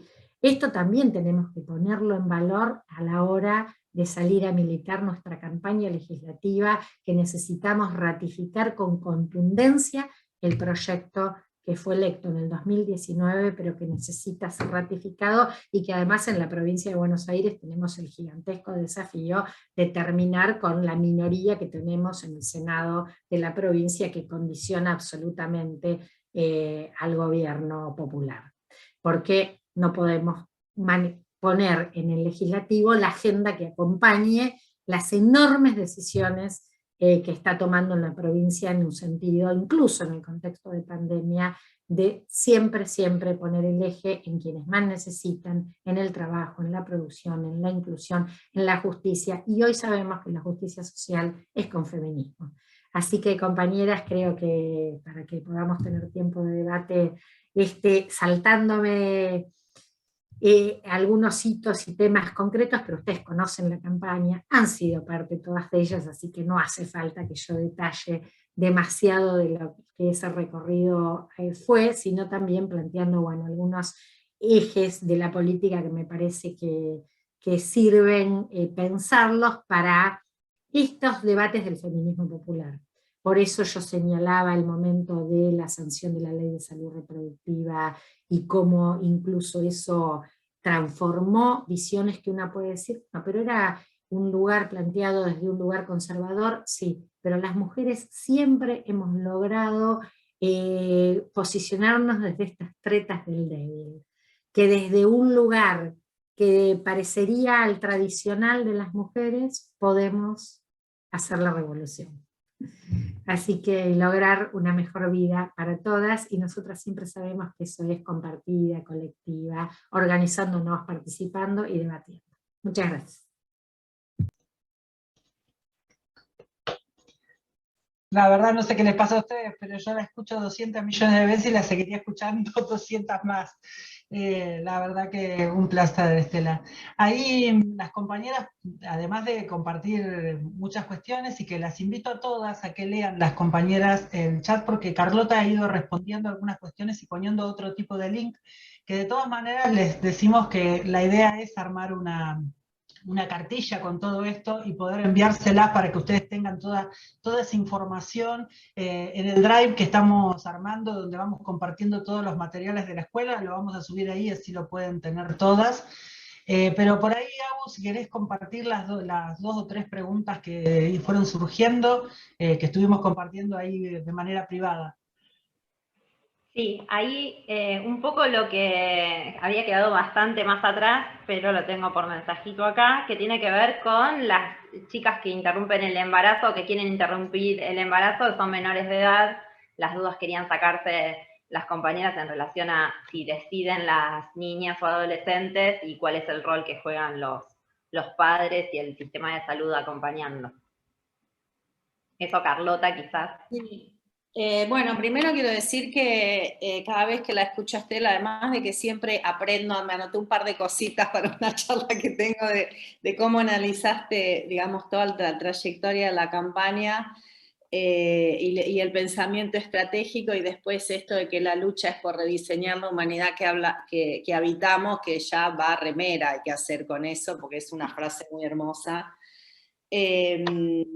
Voy a contestar la pregunta de los menores, pero también quería comentar algo en relación a lo que planteó Estela, de que tenemos que rediseñar los espacios de consejería para que no esté, porque de alguna manera yo visito los hospitales y algo que necesitamos erradicar es esta idea del consultorio de planificación familiar, que la Organización Mundial de la Salud todavía, que no es un organismo realmente atravesado por los feminismos, todo lo contrario, es un organismo bastante patriarcal y modelo médico, sigue promocionando esta idea de consultorios de planificación familiar, y que nosotros queremos realmente erradicar, porque las mujeres y las personas con capacidad de gestar no se acercan a las consejerías y a los espacios para planificar una familia. A veces sí, pero en general, digo, lo que queremos planificar es la vida, una vida digna de ser vivida, así que cuando encuentren carteles que digan planificación familiar, nos escriben y nos dicen, porque necesitamos cambiar esa lógica, porque sigue siendo una intervención sobre los cuerpos de las mujeres, como decía Estela. Entonces, la planificación familiar es metamos anticonceptivo a las mujeres para, digamos, sí, con una idea de autonomía, pero necesitamos cambiar esa lógica. Era un comentario que quería hacer. Con respecto a las niñas y a las adolescentes, digamos, de acuerdo al nuevo Código Civil, a partir de los 13 años, las jóvenes tienen derecho a acceder a información y a acceder a métodos reversibles sin ninguna intervención de un adulto. A partir de los 16 tienen autonomía total para cualquier decisión. El tema de la autonomía de las menores de 16 es una autonomía progresiva que hay que evaluarla en cada caso. Lo que sí es importante saber es que menores de 15 que llegan embarazadas al sistema de salud, hay una vulneración de derechos. Y si bien en algunos casos es una decisión que hay que acompañar y pensarla en términos de cómo acompañar esas decisiones y cómo acompañar, cuáles son las opciones y poder acompañar a las jóvenes. Menores de 13 claramente es un abuso, o sea, es así de simple, y ahí nosotros en la provincia de Buenos Aires estamos trabajando con un dispositivo que lo llamamos Niñas No Madres, recuperando también esta consigna feminista, porque las niñas son excluyentes. Las niñas no pueden ser madres, es excluyente, no se puede ser madre cuando se es niña, porque maternar implica una construcción de la subjetividad que no pueden tener las niñas porque todavía su autonomía es relativa y sabemos, y jurídicamente estamos hablando de una violación, de un abuso sexual que debe intervenir el organismo de protección, con el cual tenemos muchos problemas, porque tenemos líneas distintas y venimos trabajando, pero sí es muy importante dejar de naturalizar el tema de los embarazos en las niñas, porque nosotros empezamos a trabajar en esta línea, en esta construcción de este dispositivo, cuando una vez a través de las redes sociales se comunica una organización y nos dice, estamos denunciando que hay una niña puérpera de 13 años en un hospital de La Plata. Empezamos a llamar a los hospitales y nos encontramos el servicio donde estaba la niña, y no era una, eran 3 niñas de 13 años, puérperas, que muy orgullosamente, esto fue cuando al principio, hace más de un año, el jefe de servicio nos informó muy orgullosas que las 3 habían tenido un parto vaginal. No habían tenido ninguna consejería, no se había hecho la comunicación al organismo, no se había problematizado que llega una niña de 12, 13 años embarazada. Entonces, hay como 2 cuestiones. Uno es lo que dice el marco legal, pero algo que en lo que venimos trabajando es que tenemos que visibilizar que cuando aparece una niña embarazada, ahí tenemos que problematizarlo y no tomarlo como algo natural. Acá me preguntan qué pasa si la niña tiene un novio de la misma edad, por eso siempre decimos, porque pasa muchas veces, no es la mayoría de los casos. Cuando uno mira la edad del cogestante, en el caso de los embarazos, la diferencia es de 10 a 15 años. Esa es la realidad. En algunas situaciones excepcionales pasa que la niña tiene una relación con un novio de 16 años, de 15 años. Por eso son siempre situaciones que hay que abordarlas en su singularidad y poder poner que el dispositivo que estamos tratando de desarrollar e implementar es lo mismo que decimos, todas las decisiones requieren una red que acompañe. El caso de las niñas, hay que entender que su autonomía, más allá de lo que dice el Código Civil, ahora voy a hablar como trabajadora de la salud y mi formación es en el campo de la psicología, y esto lo dice también la Convención de los Derechos de los Niños, Niñas y Adolescentes, la autonomía no está completamente desarrollada en una niña de 14 y 15 años. Esa es una autonomía que requiere de adultos que acompañen, no que tutelen esa autonomía y esa decisión de la niña, pero sí hay que acompañar a estas niñas en entender lo que está pasando y poder tomar decisiones acerca de cómo van a seguir esa situación con la que llegan, que sobre todo en contexto de pandemia, sin escuela, llegan con gestas muy avanzadas. Y tratar de acompañar a esa niña para que pueda poner en palabras, para que pueda ella sacar su voz, entender lo que le está pasando, porque las niñas llegan con un discurso casi fantasioso muchas veces, ¿no? Hablan de mi marido. Mi marido es un chabón de 30 años, compañero. ¿De qué marido? Una nena de 13, 14 años. Y esto, tenemos cerca de 500 partos de menores de 13 años en la provincia de Buenos Aires. Necesitamos problematizarlo, porque es cierto que la ley da autonomía, pero a partir de los 16, antes de eso, en los 15 años, tenemos que ver el caso a caso, porque también son en general situaciones que vienen con una historia de vulneración de sus derechos. Entonces, no es que las niñas no tienen capacidad de tomar decisiones, pero hay que ayudarlas a poder poner en contexto lo que está pasando, que entiendan lo que está pasando, que puedan poner palabras. Muchas veces tenemos la urgencia, porque cuando llega una gesta avanzada está la urgencia de ver si podemos resolverlo con una interrupción, pero la verdad es que son las niñas las que tienen que poder tomar esa decisión, pero tenemos que poder acompañarlas. Es una situación muy compleja, es muy difícil en general para los equipos de salud, porque involucra, nos atraviesa, si podemos abrir la escucha, si podemos empezar a escuchar qué pasó, la verdad es que son las situaciones más dramáticas que enfrentamos, y por eso es importante esto de hacer redes. Nosotros el dispositivo que estamos armando es, hagan la comunicación a los equipos, hagan la comunicación al organismo de protección, que es mandatoria, menores de 15 años embarazadas, comuníquense con nosotras eso nos pone, dispara todo un dispositivo de acompañamiento, que lo armamos también. La otra cosa es en el territorio, porque a las personas hay que acompañarlas en su contexto y donde viven. Y lo que hacemos ahí es identificar cuáles son los actores y las actoras que tienen que involucrarse, que son muchas, no es el médico solamente, porque hay muchas cuestiones a evaluar: dónde va a vivir esa niña, si puede seguir viviendo ahí, cuál es la situación, cómo la acompañamos, cómo hacemos el cuidado médico. Son muchas decisiones que hay que poner un equipo a disposición. Por eso siempre ante la duda les decimos, yo les dejé nuestro correo electrónico, nos escriben cuando detectan una situación así, no las podemos naturalizar.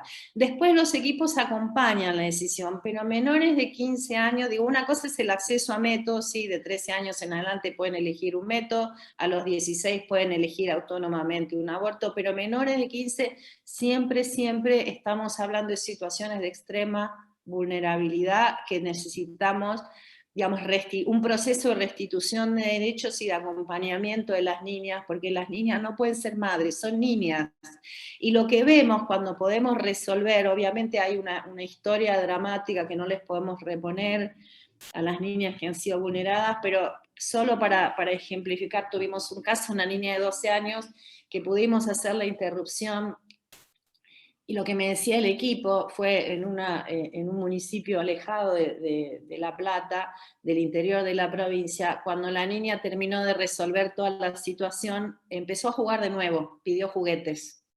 Es decir, que la intervención de un equipo que acompañó ese proceso de alguna manera restituyó algo de esa posibilidad de volver a ser niña y volver a jugar. Porque la niña no jugaba, estaba aterrada con lo que le estaba pasando, porque además no entienden lo que les está pasando realmente. Algo está pasando en un cuerpo que está preparado biológicamente, pero que en la subjetividad sigue siendo una niña, que en todo caso lo que puede imaginarse jugar a la mamá, pero que no tiene dimensión de qué significa maternar.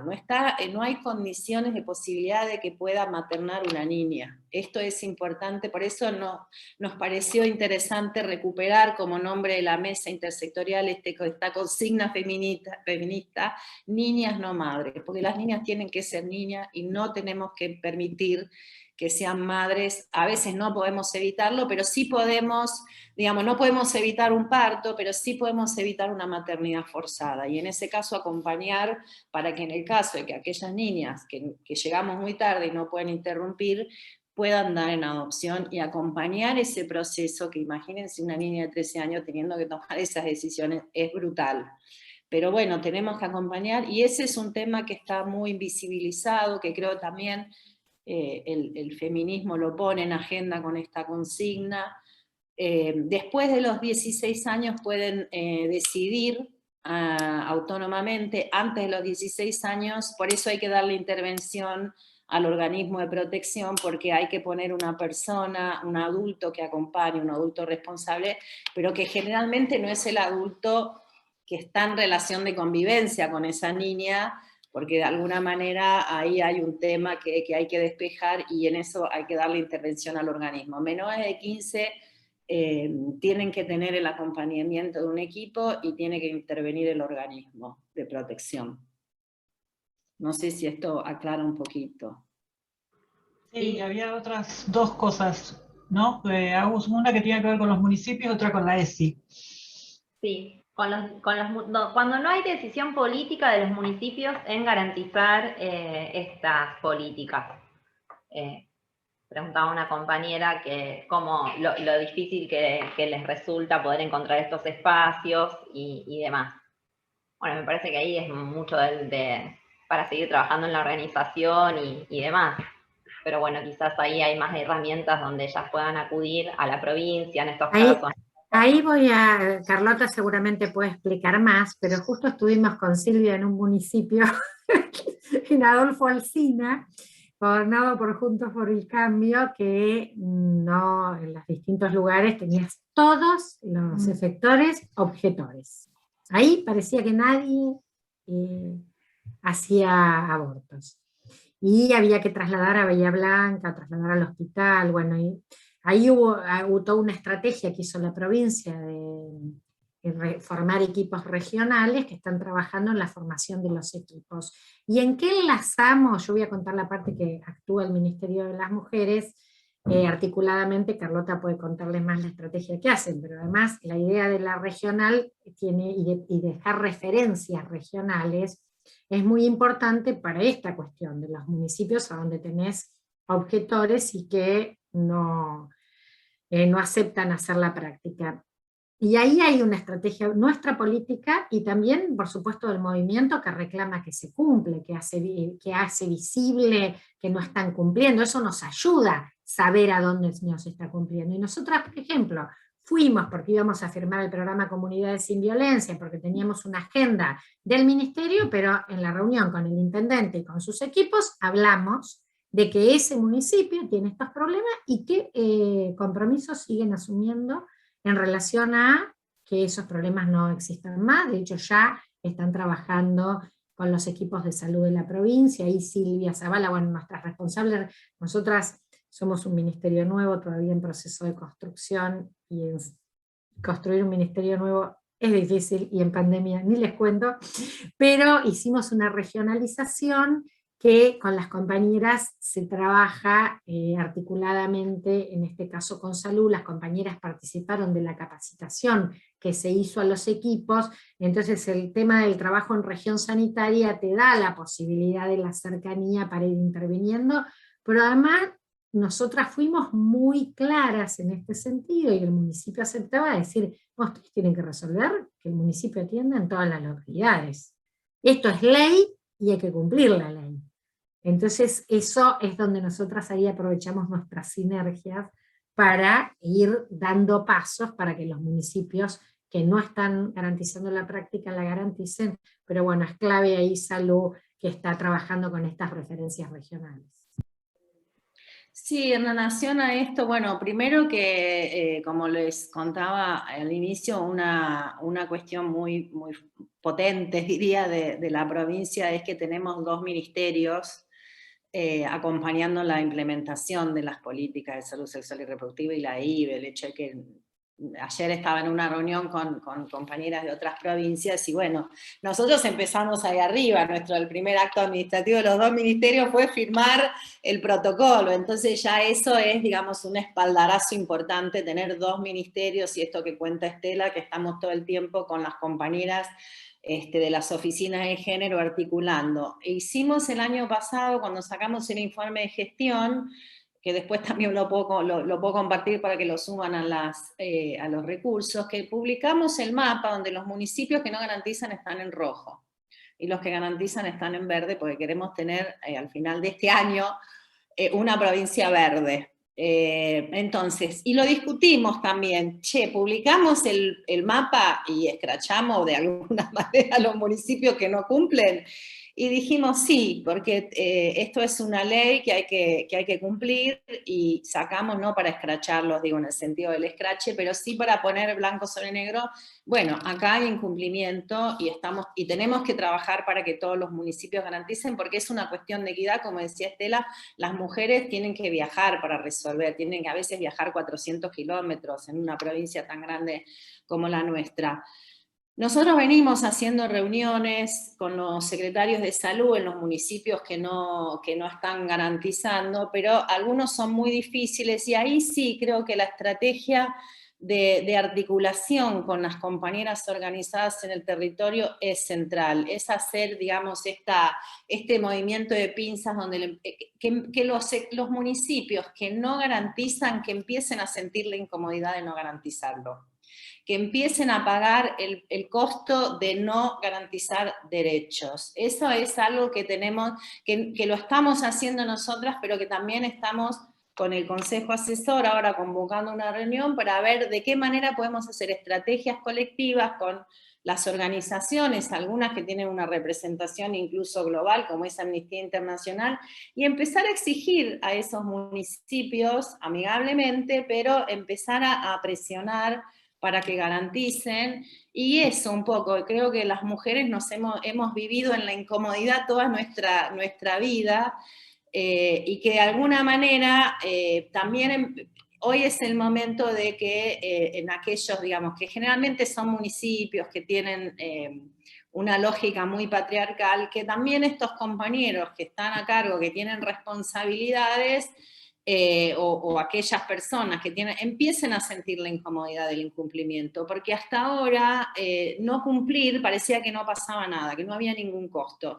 Y yo creo que estamos como, no sé, fue hermosa y emotiva la descripción de Estela, pero que estamos en otro lugar en cuanto a las relaciones de poder como movimiento feminista, y que necesitamos empezar a poner en agenda esto y a demostrar, ¿no? A poner con muchas estrategias que entiendan que esto que no está bien y que no lo vamos a permitir, que esto es un camino de ida y que van a tener que garantizarlo, pero en ese sentido creo que sí es muy importante, porque hay algunos, voy a decir, por ejemplo, San Miguel es un municipio impenetrable para nosotros, y ahí necesitamos lo que sabemos hacer, un poco lo que vos contabas, Estela, es tener estrategias colectivas, de adentro del Estado y de afuera del Estado. De adentro del Estado con todos los ministerios, con todos los organismos, y de afuera, digamos, armar esa trama que empiece a poner presión en esos municipios. No vamos a retroceder, esta ley la conquistamos,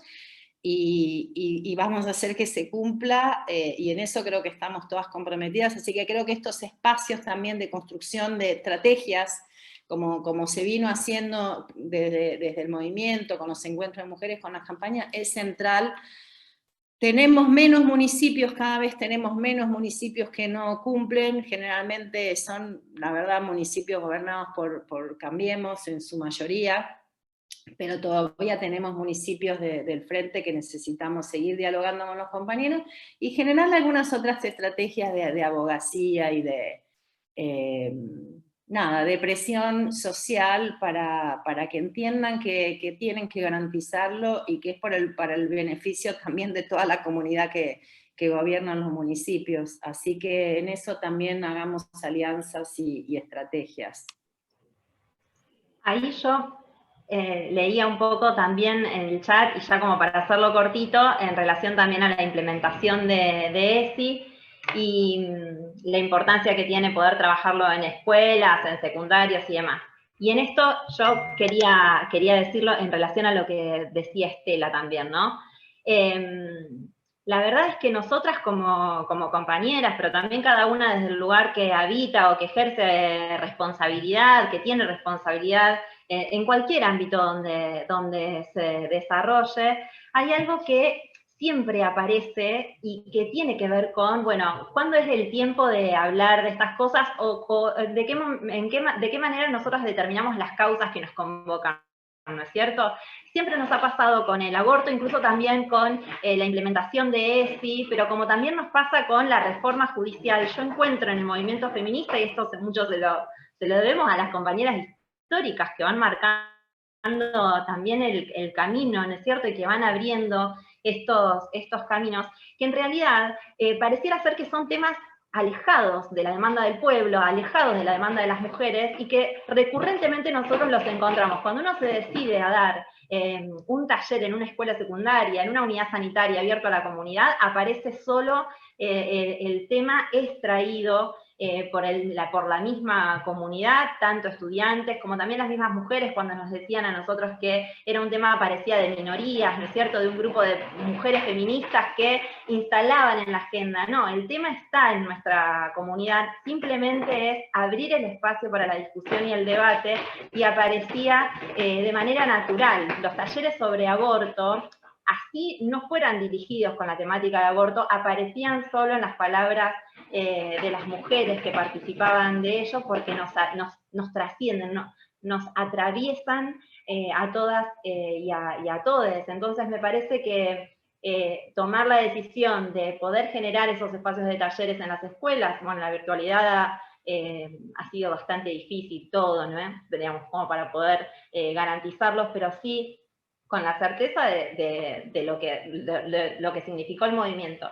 Y quería hacer el paralelismo con la reforma judicial, porque a mí me parece que estas estrategias que contaba Estela para poder definirlo, ¿no?, de cara a la comunidad, cómo nos organizamos, el movimiento feminista ha demostrado con la ley de aborto que hay una posibilidad ahí, dando estos debates, abriendo el espacio de consenso, de diálogo entre distintos sectores, con las compañeras abogadas, con las compañeras que están en el ámbito judicial, pero también con la sociedad, porque no es un tema alejado, así como nos han hecho creer que era un tema alejado solo de un grupo reducido de mujeres o de personas gestantes, el discutir aborto.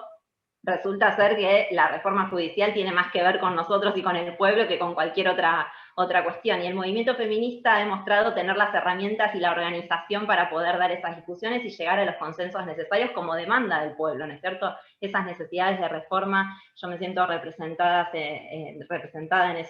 en esos ámbitos, y destacar también de los gobiernos, ¿no?, tanto nacional, provincial, y de los municipios, ¿no?, que piensan la política interministerial, las demostraciones, la única manera de poder resolver estas demandas y estos problemas tan complejos es en diálogo con todos los ámbitos y con todos los espacios, y siguen demostrando que el trabajo es colectivo y es con el compromiso de los distintos ministerios, porque de otra manera sería muy difícil. Así que ahí las compañeras lo que decían un poco es eso, ¿no? Si yo no me perdí, Sil, es la importancia de seguir trabajando sobre del trabajo con la ESI y todas estas cuestiones que planteábamos del trabajo conjunto.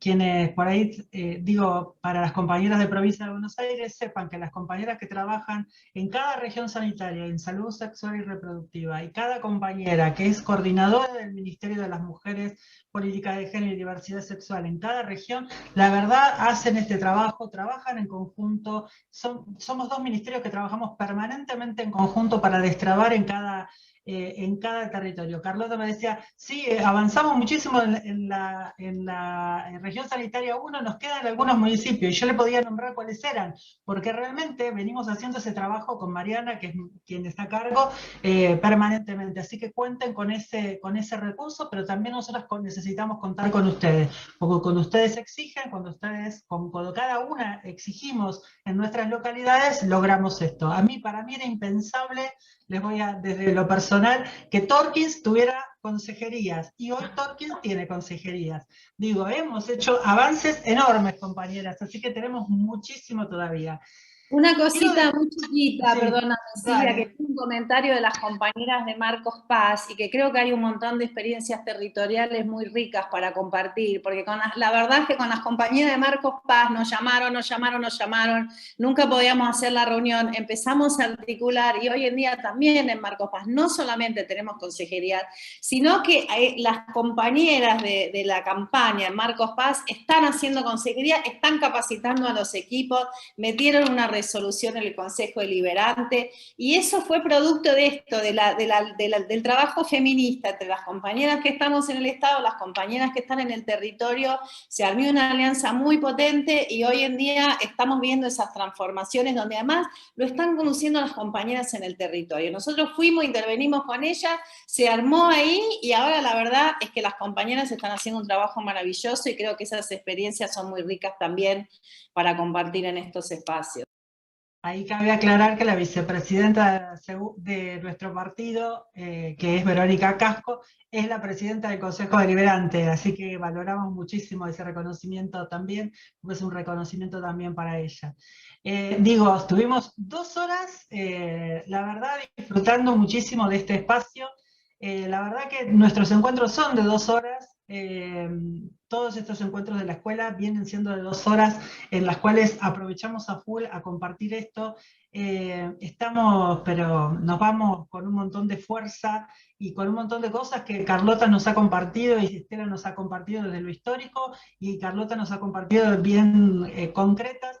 Hay mucho de desconocimiento, digo, porque por eso es tan importante lo que nos compartía Carlota, porque tanto las compañeras en los territorios, pero también los intendentes, también los efectores de salud, desconocen estas cuestiones de dónde se puede ser objetor de conciencia, bueno, todas estas cosas que nos fueron compartiendo. Así que yo les agradezco infinitamente, la verdad que ha sido una jornada hermosa.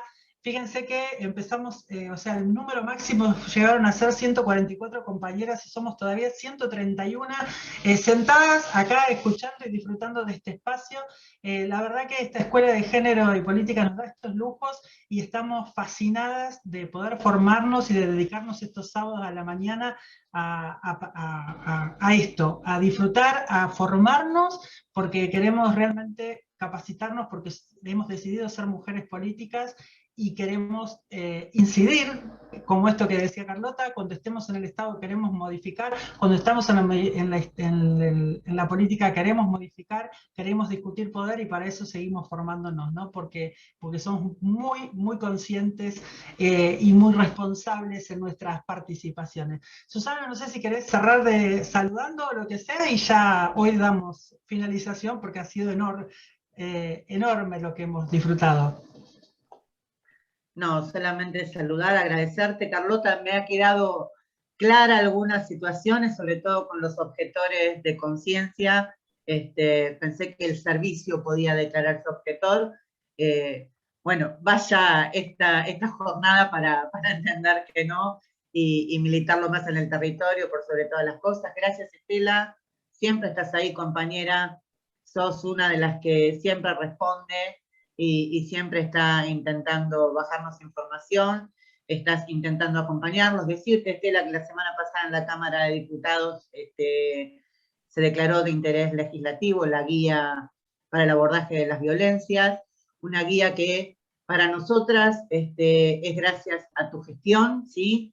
Las sobreintervenciones en los municipios eran moneda corriente, y a partir de esa guía y a partir de la formación y capacitación en los territorios tenemos un trabajo ordenado, donde procuramos y asistimos a las víctimas sin revictimizarlas, así que ese es tu trabajo, es el trabajo de la ministeria, como dicen las compañeras, y es una herramienta más que tenemos en la provincia de Buenos Aires. Agradecerles a ambas, agradecerle a Agustina siempre por su claridad y calidez para con todas nosotras, y decirles que este módulo cierra de esta manera con este lujazo, con Estela, con Carlota, con Agustina, y que el próximo módulo también va a tener compañeras que nos van a estar formando y capacitando para que seamos mejores mujeres políticas en la provincia de Buenos Aires. Nada más que eso. Un abrazo a todas.